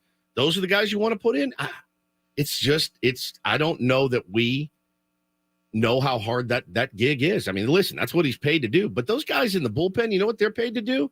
They're paid to get outs, and they don't get a lot of them. And that's managing a good bullpen is extremely difficult. Managing a very substandard bullpen has got to be damn near impossible. And I think it's proven to be this year. All right, let's go to Brandon. You are next up with Ben and Woods here on 97.3 The Fan. Good Friday morning to you, Brandon. Hey, good morning. How are you guys doing? Good, bud. How are you? I'm fine. Anyways, I think Bob Melvin is a good guy. I think wasn't he on the Diamondbacks when they won the World Series? He was Brenly? Well, he wasn't the manager. He was, but he might have been a coach with the team. He's a 3-time manager of the year, though, with Seattle and the A's as well. So, I mean, he's proven himself. This isn't some untested guy that we're trying to figure out here. He's done it for 20 years. He knows what he's doing. Yeah, he's a good guy. The problem with this team is, to me, is AJ Preller. He these long-term contracts. Guys in baseball, like Bob said in your interview a few minutes ago, that's baseball. He's playing. He's playing. If you don't win, you're playing for your job. With all these long-term contracts, these guys are just thinking about playing golf. That spark and fire in the hole is just not there. It's been there at times. You've seen it at times. You've seen the fire, the eyewash, as I like to call it. It's the new thing. Yeah, Manny got his big contract, and then all he thought about was playing golf. Except now he's literally like the hottest batter in baseball in the month of July. That argument, I get why it makes sense. Hey, yeah, I got my money. Why would I put in the extra work at this point? I got to the top of the mountain. I don't see that from these players. I really don't see that I'm in cruise control mode now that I've got there. If anything, Brandon, I think it's the opposite. You don't want to say that. Depressing. With Jake, I think it's especially. Yeah, I mean, it's pressing. It's late July. Even Bob said it too. Bob said Jake's been pressing maybe all year. It's late July at this point. If you want to go on a run, path is ahead of you. You got to go out and you got to beat the Tigers. You got to beat the Pirates and hold your own. as best you can. And it's not out of the realm of possibility. I mean, my God, though, let's get that 4-game monkey off of our back and win 4 in a row for the first time this season, which again is staggering to think of that they haven't been able to do that yet. I don't see a lot of quit in them. I do see some weird at bats. I do see double plays in key situations. I do see a lack of doing some of the little things right, like driving in a run from third with less than 2 outs. Those are the things that just, as a manager, just drive you bananas. Like, dude, we don't need a 2-run home run here. We'd love one, but we don't really need it. Find a way to get the job done at any and all costs, and do those little things right. Run the bases right. Play good defense, which they have all year. Communicate, things like that. Don't run into each other and almost kill each other yesterday. Little things like be ready to play every single day, and the talent we all thought should rise to the top. It hasn't happened yet. Doesn't mean it still won't, but it hasn't happened yet. No, and at some point you really have to stop expecting it too, that it is going to. That for whatever reason, this year's team is just this year's team, and something is amiss. And even if they can't put their finger on it, and even if we as the fans can't put our finger on exactly what it is, we have to acknowledge that this team at some point is what its record says it is, and they are an under 500 baseball team. And I can't exactly tell you why. I mean, it's been different reasons through the course of the year, but here we are again. The winning streak is at 0 again. It's tough to get to 4 when you keep resetting to 0. Yeah, no doubt. Over and over again.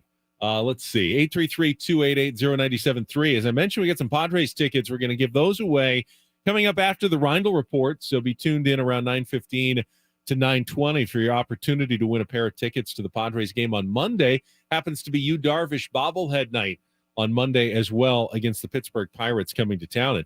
And Padres have series against the Pirates, the Tigers now, Pirates when they get home. Then it's the Rangers. They've been good, but then the Rockies. So 3 out of the next 4 series are against teams that I think are now over 10 games under 500.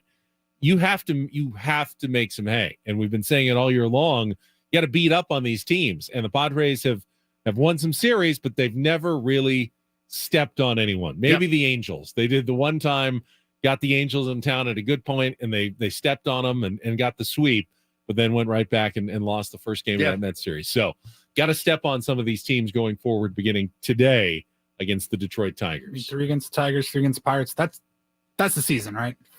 Feels like it. No, I mean the next 10. You got 10 before the trade deadline. We do this 10 more times. Jeez. But after these next 6, you'll. No, I mean, I guess they go 3 and 3. 4-2 or 3-3, and we'll be like, okay, well, after the next 4 more, we'll know. They'll wait until the last minute, my guess is, before they decide on a full direction. I would think. There's, you don't want to rush into something and then say at the end, whether the Padres trade away someone like a Blake Snell or a Josh Hader, or they trade for a bat and give up a promising prospect. The last thing you want is, man, I wish we had just waited 7 more days and realized that was hopeless. Yeah. We traded a good prospect for a guy, and now we're 9 games out of under 500, and we're 10 games out of a playoff spot, and that was stupid.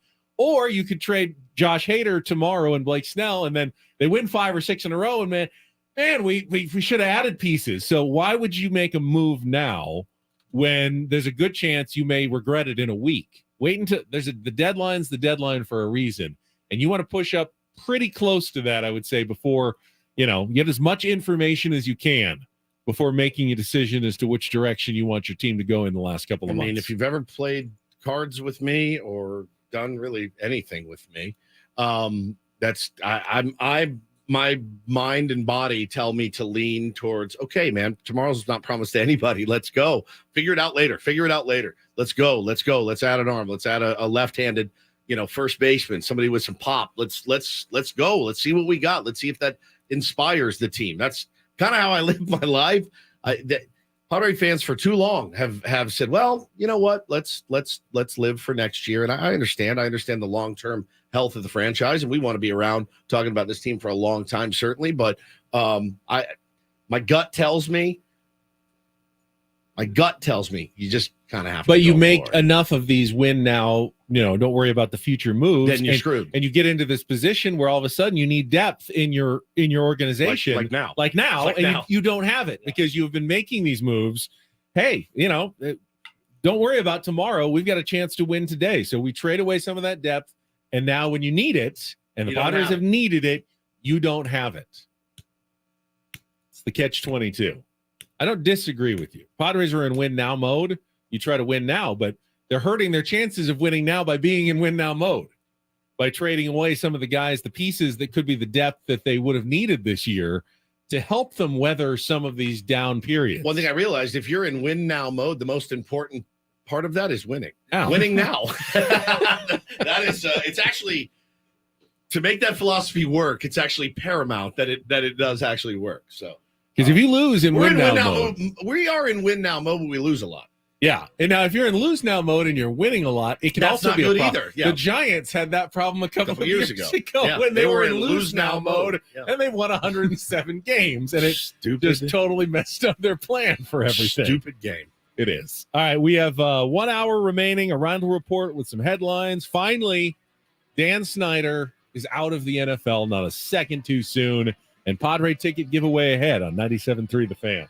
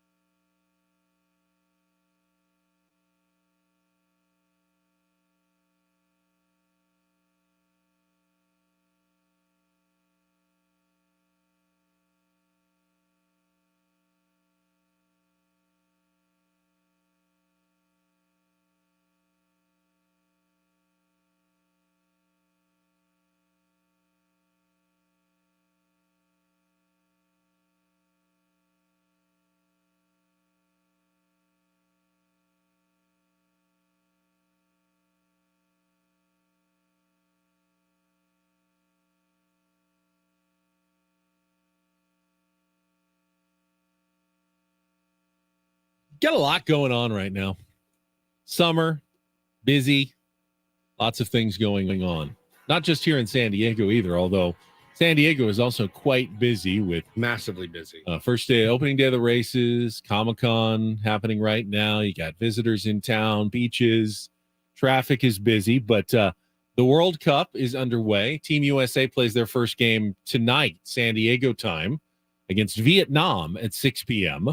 And that will be from Auckland, New Zealand.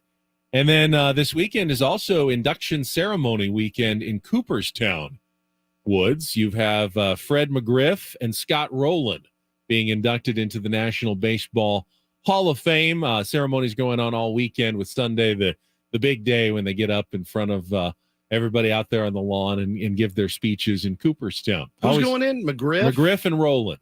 So a guy who's I would consider a very key member of Padres history going into the Hall of Fame this weekend. This is when I was growing up, going to games. Fred McGriff, not I don't know how many seasons, maybe just 2 or 3 with San Diego, but I loved watching Fred McGriff. Crime Dog, baby. When he was with the San Diego Padres and manning first base, and just what a sweet looking swing, just so beautiful, and ended up having a really great Hall of Fame career. He was the recipient of maybe the best heckle I've ever seen at a baseball game.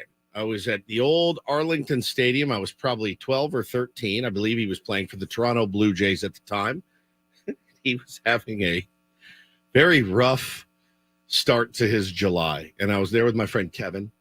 And this dude next to us goes, "Hey, Fred, how does it feel to be one for summer?" And I almost fell out of my chair. Bro, you're talking 33 years ago. I remember it. 35 years ago, I remember it like it was yesterday. How does it feel to be one for summer? And I said, man, I'm going to put that in the old mental Rolodex and keep that one.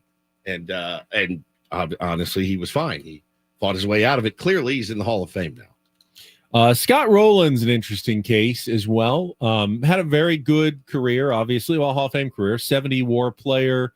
Had 316 career home runs, hit 281, great defender at third base. I would say that Manny has exceeded him in just about every way so far through his career. Not up to that WAR yet, but considering, Manny's expecting to be around for a whole nother decade, I mean, he's going to cruise to the Hall of Fame at his current pace with what he's doing. I always consider Rowland as the borderline guy. I'm not sure I would have voted for him. I'm not super mad that they put him in. But I'm not mad that they put him in either. Exactly. God, yeah. Such a freaking unbelievable third baseman. Go do yourself a favor today. Go to YouTube, pull up Scott Rowland defensive highlights. You're like, all right, I get it. I fully understand. I know why he's in. He was unbelievable. Yeah. I mean, you think Nolan Arenado's a Hall of Famer? Yeah. I mean, similar to Scott Rowland in that sense. I still think Manny Machado's superior to both of them. As do I. Over his career and where he's going to end up. I mean, Manny's almost caught him in home runs already, with hopefully a decade to go in his career. Yeah. So, we can expect this from Manny in about 15 to 16 years, probably.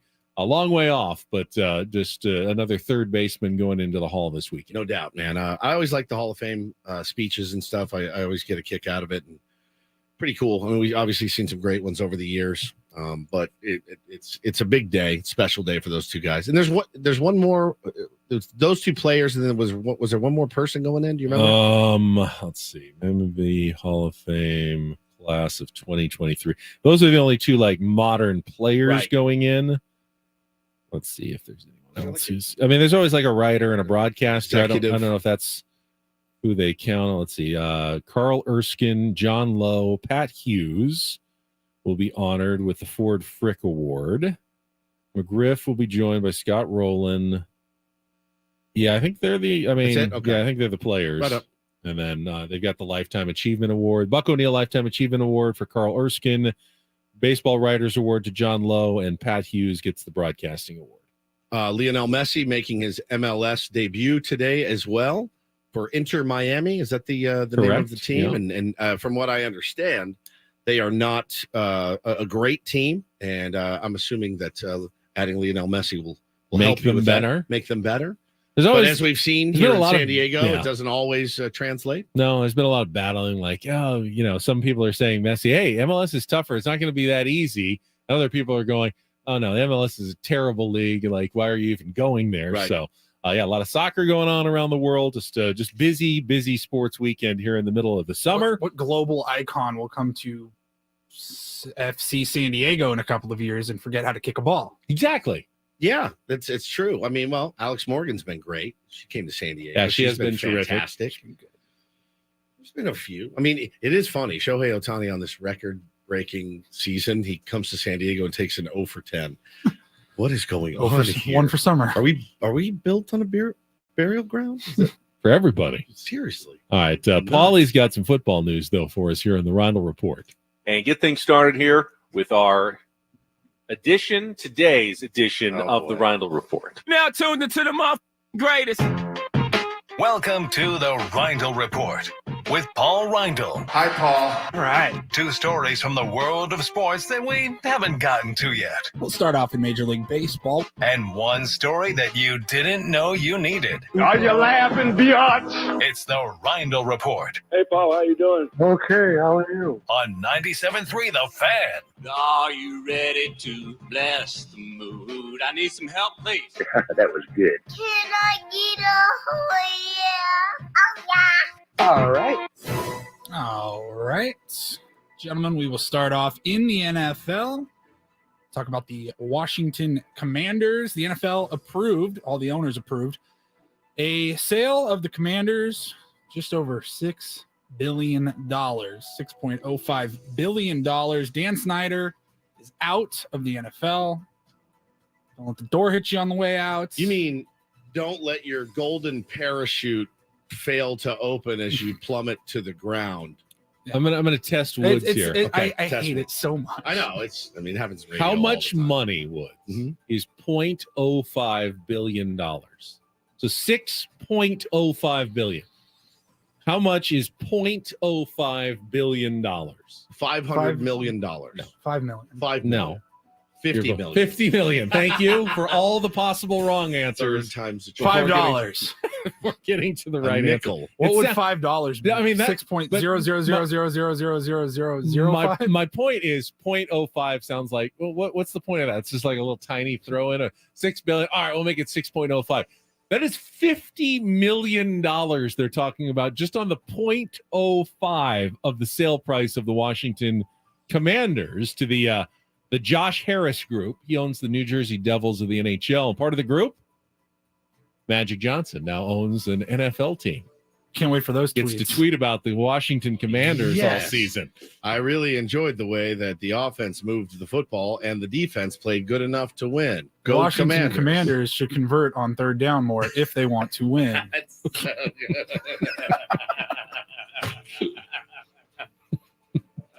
good. Great pass from who the hell's their I quarterback? have no idea. Gun to my head, I have no So idea. they traded Kirk Cousins, right? Been Who a are while. they? You know what I mean? I don't know. I'm looking it up. I haven't done my full dive into the NFL yet. I will. I'll get to my homework. Oh, wow. It's not a great situation at quarterback for the Washington Commanders hold right on. now. Tyler, is there a Tyler in there? There's no Tyler in there. Right now, It's their draft pick. the biggest name in their entire quarterback room is Jacoby Brissett. They also have Jake Fromm, Georgia. Yeah. Tim DeMorat, and they selected Sam Howell in the draft, who may be their number one guy right now. I don't know. Jacoby Brissett, probably your starter. Yeah. Oh, maybe. I don't know. That's a very weak situation at quarterback. Well, again, I think their organization gets stronger immediately by getting rid of Dan Snyder. So that's a huge dub and probably a breath of fresh air around the offices there in DC. A lot of really gnarly stuff out of that camp the last 5-10 years with that guy at the helm. No kidding. All right, we go from the Washington Commanders to the Washington Commanders. Wow. It was a big day. We Big day for are the Commanders. Dun, dun, dun, dun, dun, dun, dun. As the sale was made official yesterday for $6.05 billion, as we just discovered, Dan Snyder's going to use that $0.05 billion and just a little extra because he now owes the NFL $60 million. He was fined by the NFL. $0.06 billion. $0.06. He was fined $0.06 billion by the NFL. $60 million fined to Dan Snyder after an independent investigation concluded that he sexually harassed a team employee and that the team withheld revenue from the NFL. That's right. I remember that. And let's not fool ourselves. The reason the fine is $60 million is not for the sexual harassment. No. That's for NFL owners. That's a slap on the wrist. That's a $50,000 fine. They're mad because he was hiding money from them. And they still don't know how much money they hid. But well, it was like, what was it for? The suites and stuff? Yeah, so there are certain things like ticket revenues and everything that you pool and then you share around the NFL. They have the most revenue sharing of any sport. There are other revenues that you keep as your own in your team. And what Dan Snyder and the Commanders are accused of doing is funneling money that should have gone into the share account and putting it into the keep in the Washington Commanders account. That's why the NFL is really ticked off. They're throwing in the sexual harassment for the optics, I think. And he is truly an odious guy. Yeah, I mean, terrible. truly an odious guy.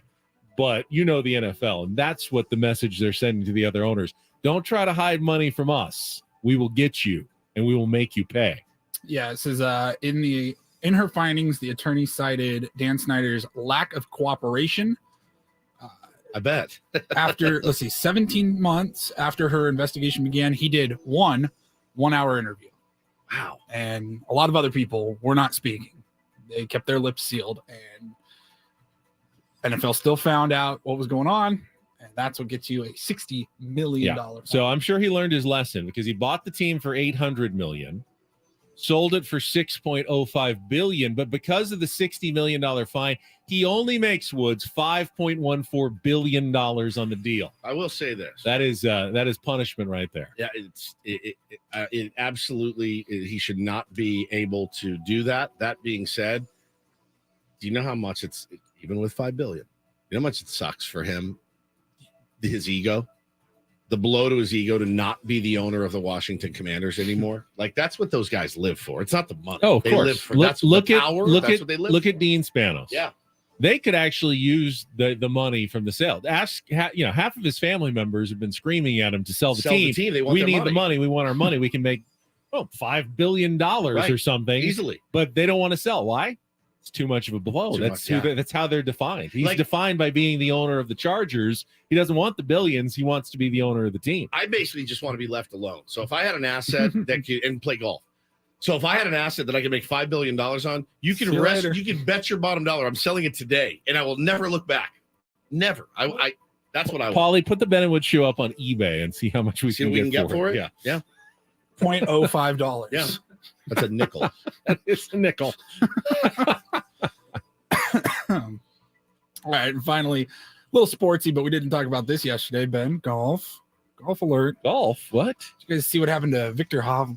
I did see what happened to Victor. Yeah. Victor Hovland was in the middle of his backswing at the Open Championship, and a bird flew over, left a little present right there on his sweater. And we got some audio here from the broadcast. I think just right of the flag would be a very good shot. I don't know. I wouldn't. You're just gonna yeah. Hey, folks, we apologize for that. A bird just dropped something on Victor Hovland. Hold on, that's good luck. It is. It's supposed to be good luck. I'm good having bad luck. The bird just blanked on me. I told you the story. We went to New York City on a field trip when I lived in Connecticut, 6th grade. Guy by the name of Doug Sambrook. I don't know why he decided to wear his Jimmy Connors tennis whites that day, but he was in white shorts and a white collared shirt. I'll never forget it till the day I die. And a pigeon flew over, and it was green, and it was all over. It was a mess. And bro, the guy never lived it down. We're talking 6th grade, 7th grade. He never lived it down. He had to walk around New York City with this green splotch all down his tennis outfit that he wore that day. So Victor, how'd Victor do? He is even after a 1-over today, tied for 25th. Going to comfortably make the cut. So maybe it was good luck. Yeah, no doubt. There you go. I like Victor a lot. Bird droppings. Poo-poo. Do you want to know who's leading still? No. Sure. Brian Harmon. It's fantastic. Who's still 10 under. I'll give $10 to anyone in the audience who knows who Brian Harmon is. He's lefty. You always know who Brian Harmon is. He's left-handed. I watch golf. I don't even know. 6 shots up on Tommy Fleetwood now. Hear the music. We got to go. Yep. Okay. Well, actually, we have to give away some Padres tickets. I promised that earlier, and now is the time. If you'd like to call in and win a pair of tickets to Monday's Padres-Pirates game and claim, along with the first 40,000 fans, a Yu Darvish bobblehead, call now. Fifth caller wins at 833-288-0973, 833-288-0973. There are still tickets available. It's a terrific keepsake. Go to Padres.com/tickets for Monday's Padres-Pirates Yu Darvish bobblehead 3,000 strikeout commemorative edition. Call now, 833-288-0973. And we're back after traffic here on 97.3 The Fan.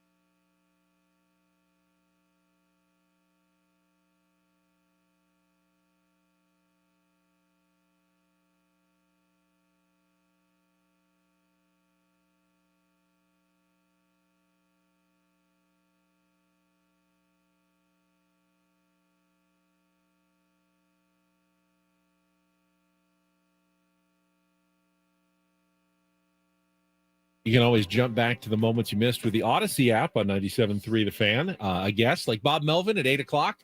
Go to the app.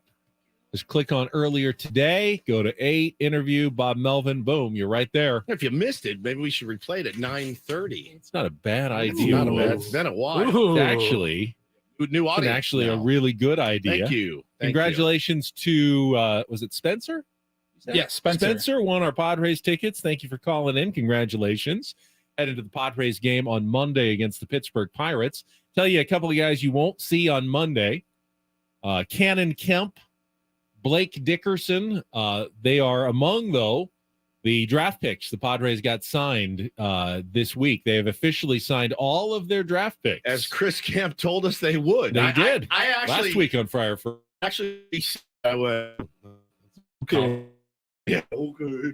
And by saving Son of a gun by saving whatever it was, $400,000 on Dylan Head, their number 1 overall pick, they were able to up offer for 8th round pick Cannon Kemp and up their offer for 12th round pick Blake Dickerson, right and left-handed pitchers, getting them to forego college scholarship offers and come to the big leagues. So Padres get all their draft picks signed. They also sign a handful of undrafted free agents who didn't get selected in the 20-round MLB draft. A lot of new bodies. AJ and his staff getting that job done at least. Everyone they picked, they signed.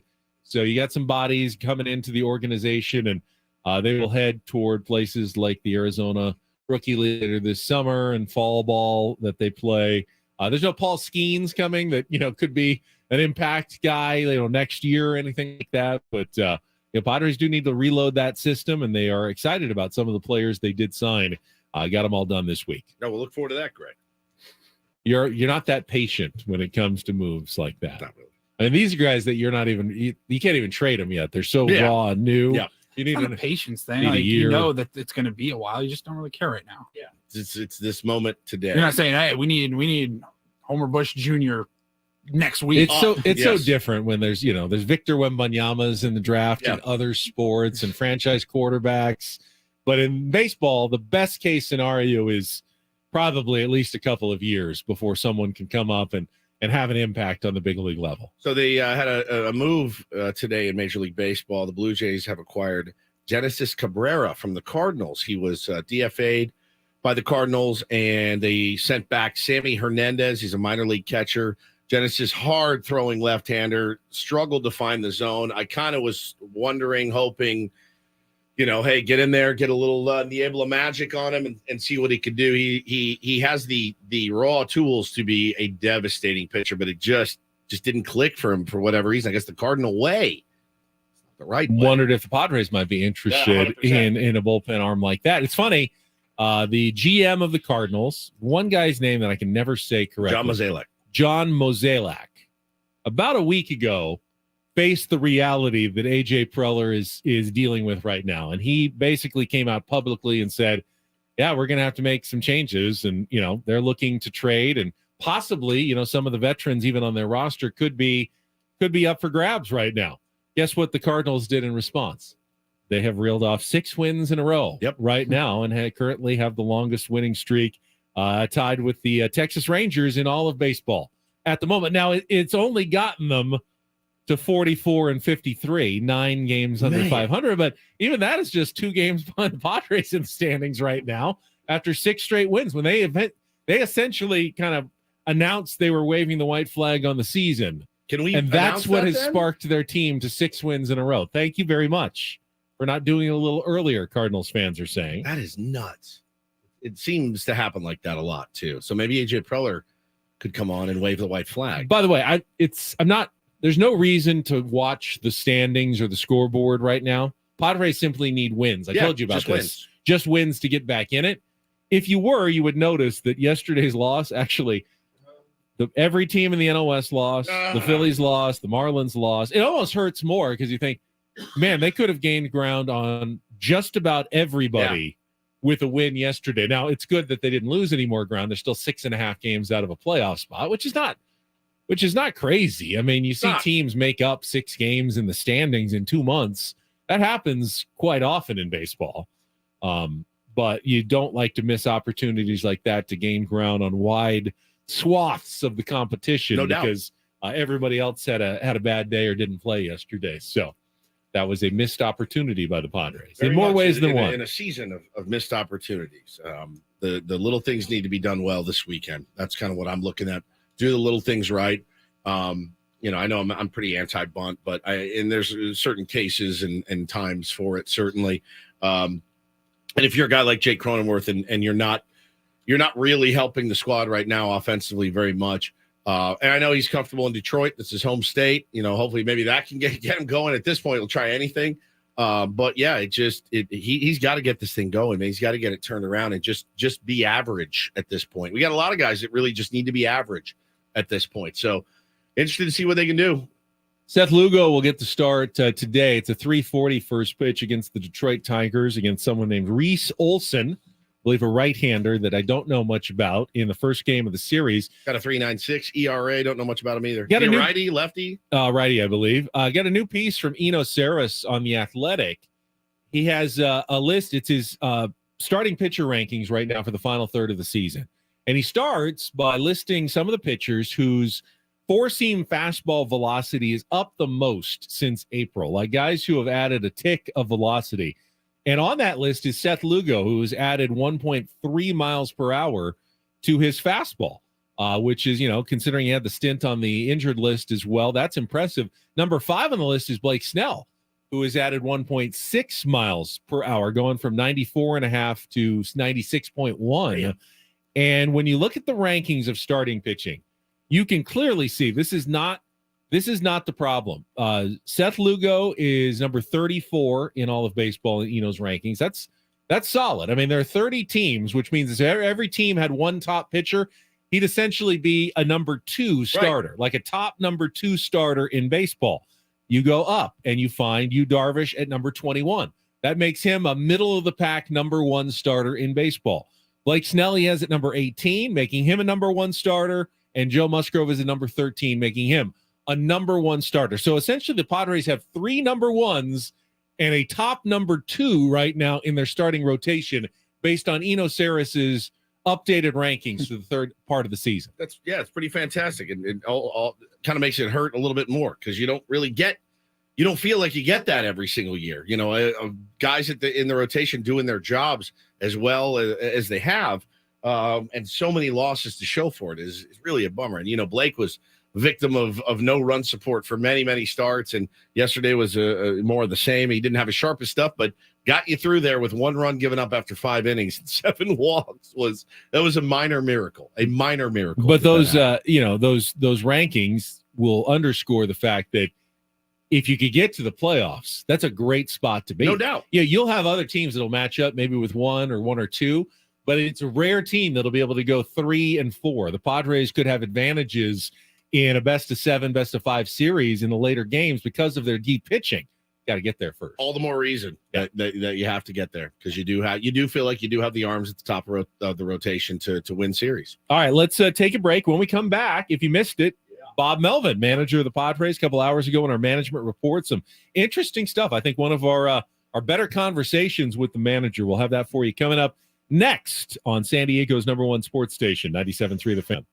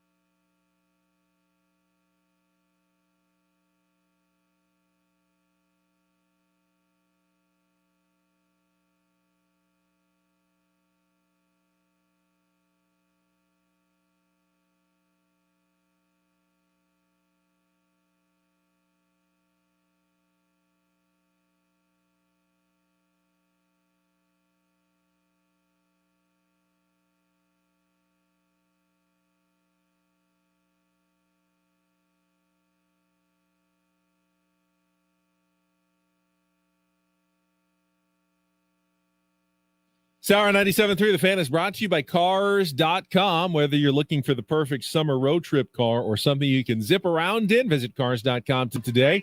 They offer over 2 million cars for your 2 million summer possibilities. Head to Cars.com. Check out the possibilities. Cars.com. Where to next? You missed it earlier. Bob Melvin joined us a couple hours ago for our management report on a Friar Friday.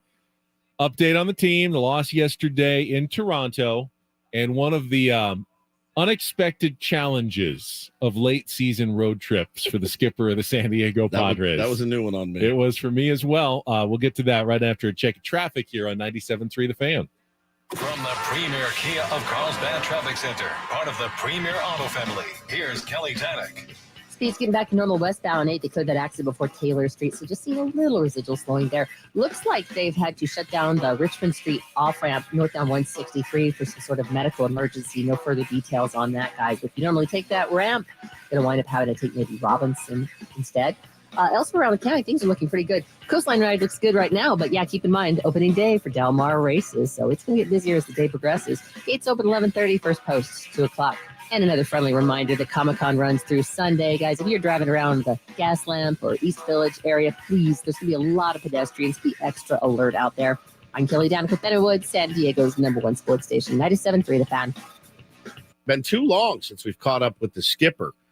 Bob Melvin joins us on a Premier Chevrolet of Carlsbad fan hotline. Welcome in, Bob. How are you? Doing pretty good, guys. Kind of relative at this point, right? So sure. You win a game, you feel pretty good, and you don't, and it's back to the grind. Well, we wanted happy Bob today. We thought, man, if we can get this sweep, we'll have happy Bob. He'll be feeling loose. And hey, listen, it's been a grind for you for sure, for the players, for the fans this year. I think there's still a lot of hope around this team, Bob. Number one question I wanted to ask you is, how hopeful are you? How do you feel your temperature on your squad right now? You know, you look at our roster and you have to feel encouraged. So it hasn't been smooth. We're not in a position that we'd want to be right now. Every game feels like it's kind of the last game at this point, but we put ourselves in that position. So there's still a lot out there for us. You know, if we go on a run and we play well here, I don't know how many games are left.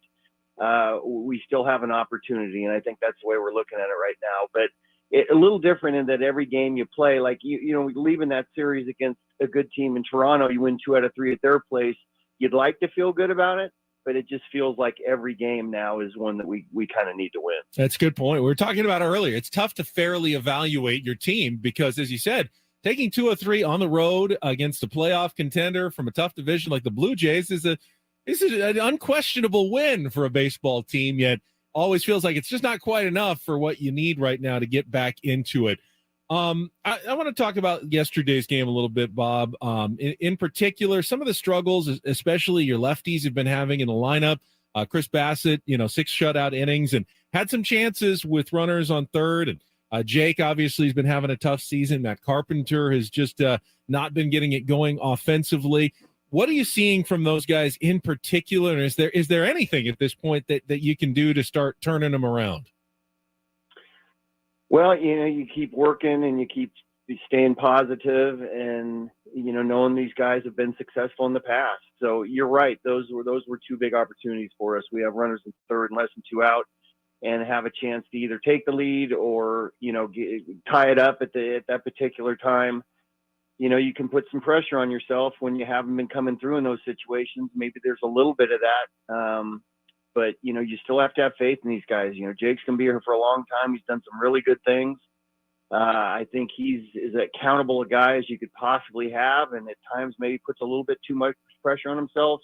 In Carp's defense, maybe not a lot of consistent at-bats here recently, but I would think that, and he would admit that's an opportunity that you try to get the ball in the outfield, and we pop 2 balls up. And we've been watching. It's been odd this year. Talking to the skipper Bob Melvin here on Ben and Woods this morning. So you obviously, I'm sure you're tired of hearing the phrase "runners in scoring position." That was such an issue for a while, and then for a while it wasn't, and things really started to click. Well, then that's kind of where the bullpen. It's you plug one hole, the next hole pops up. As far as the bullpen goes, you see what Luis Garcia has, right? And the stuff yesterday looked good. He gave up a home run to a home run hitter. How for you, how do you decide when you're going to try to get him going? Was yesterday one of those opportunities where you thought, it's fairly high leverage right here, down 1-0. Let's see what he's made of?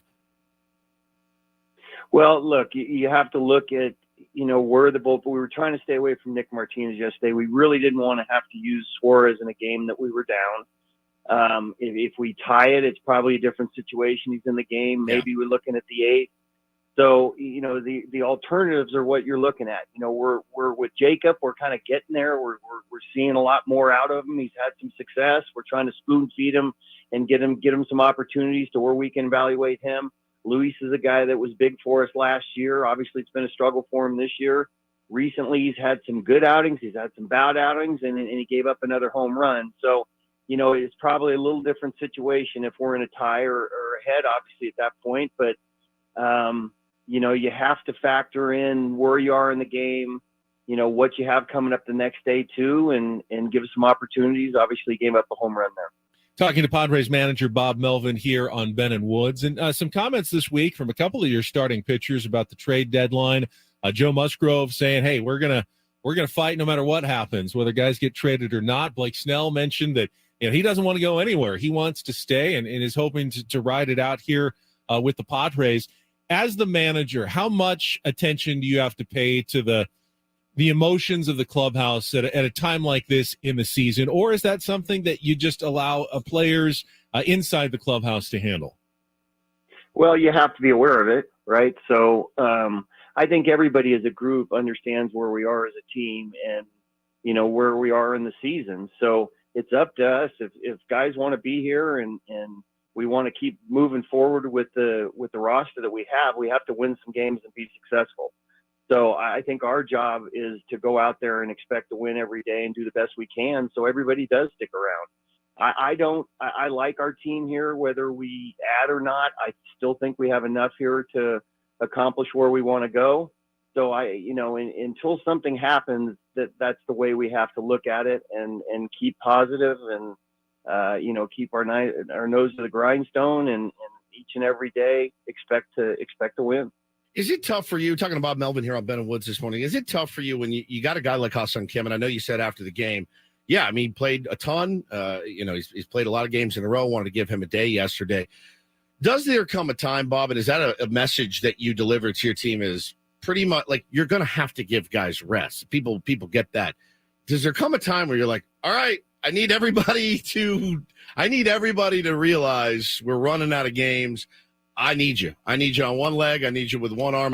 Does that happen? Is that something that you're looking at and saying, we got to get our best 9 out there every single day?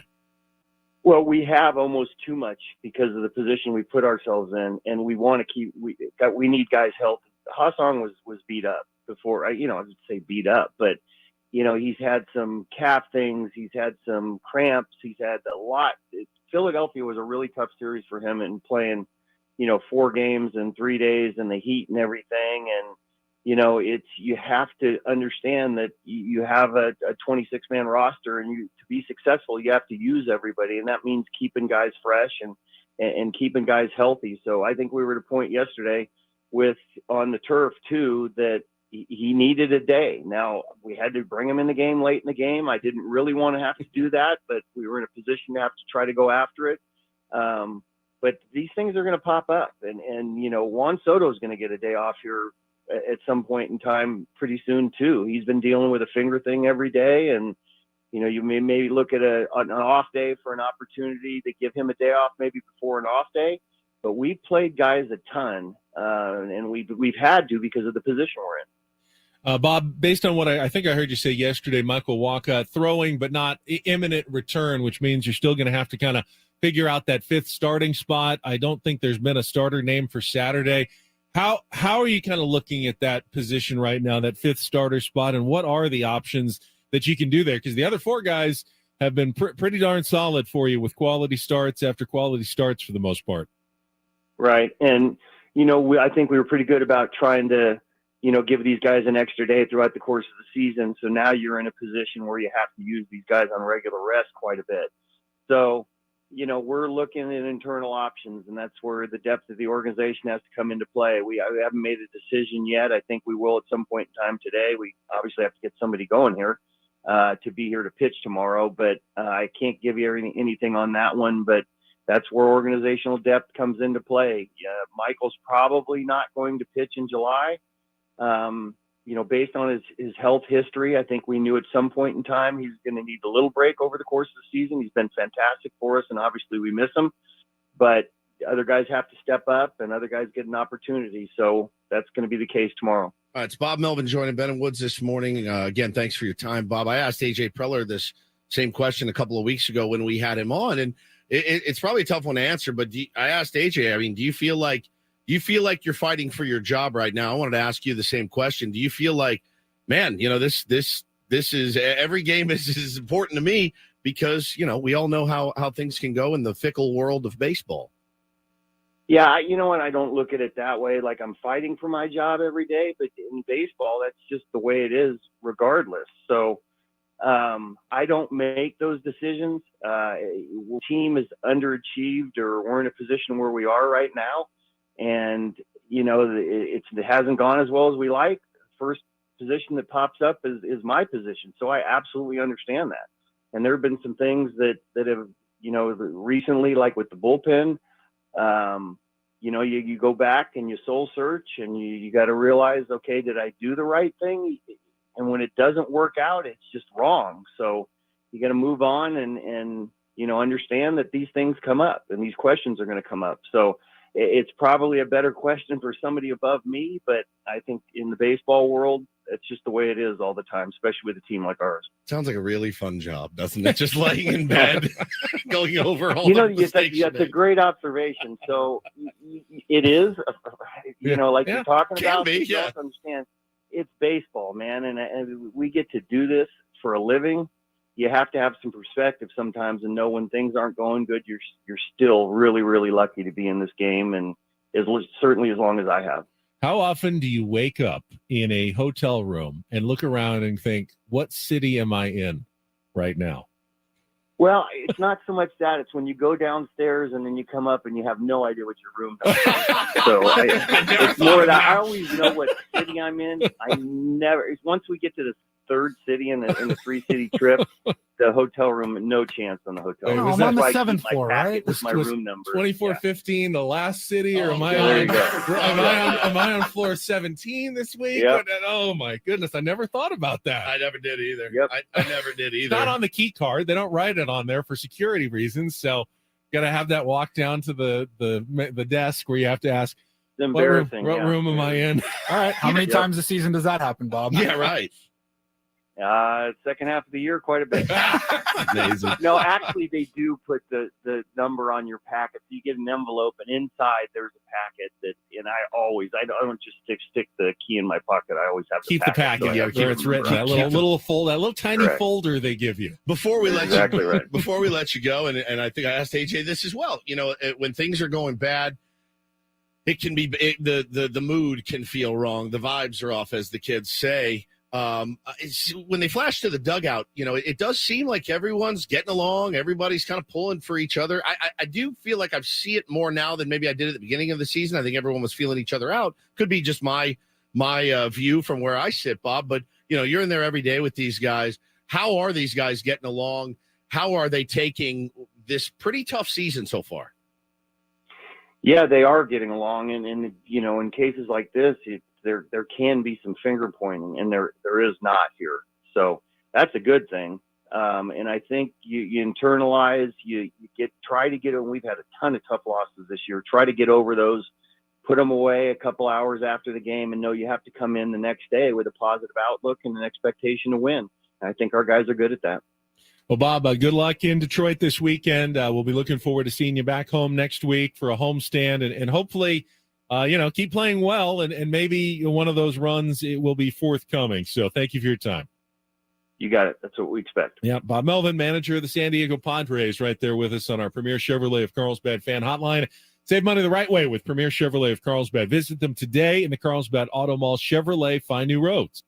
And if you are joining us on our YouTube stream, you'll see we used that Bob Melvin interview replay to get ready for our Comic-Con appearance. Coming up after the show today, Woodsy is dressed as Tweety Bird. No, you're Pikachu. Big Bird. You are a Pokemon. You are like the number one Pokemon. And I am Ben Kenobi, also known as Obi-Wan Kenobi from the Star Wars franchise. I will say that this costume is a bit hot.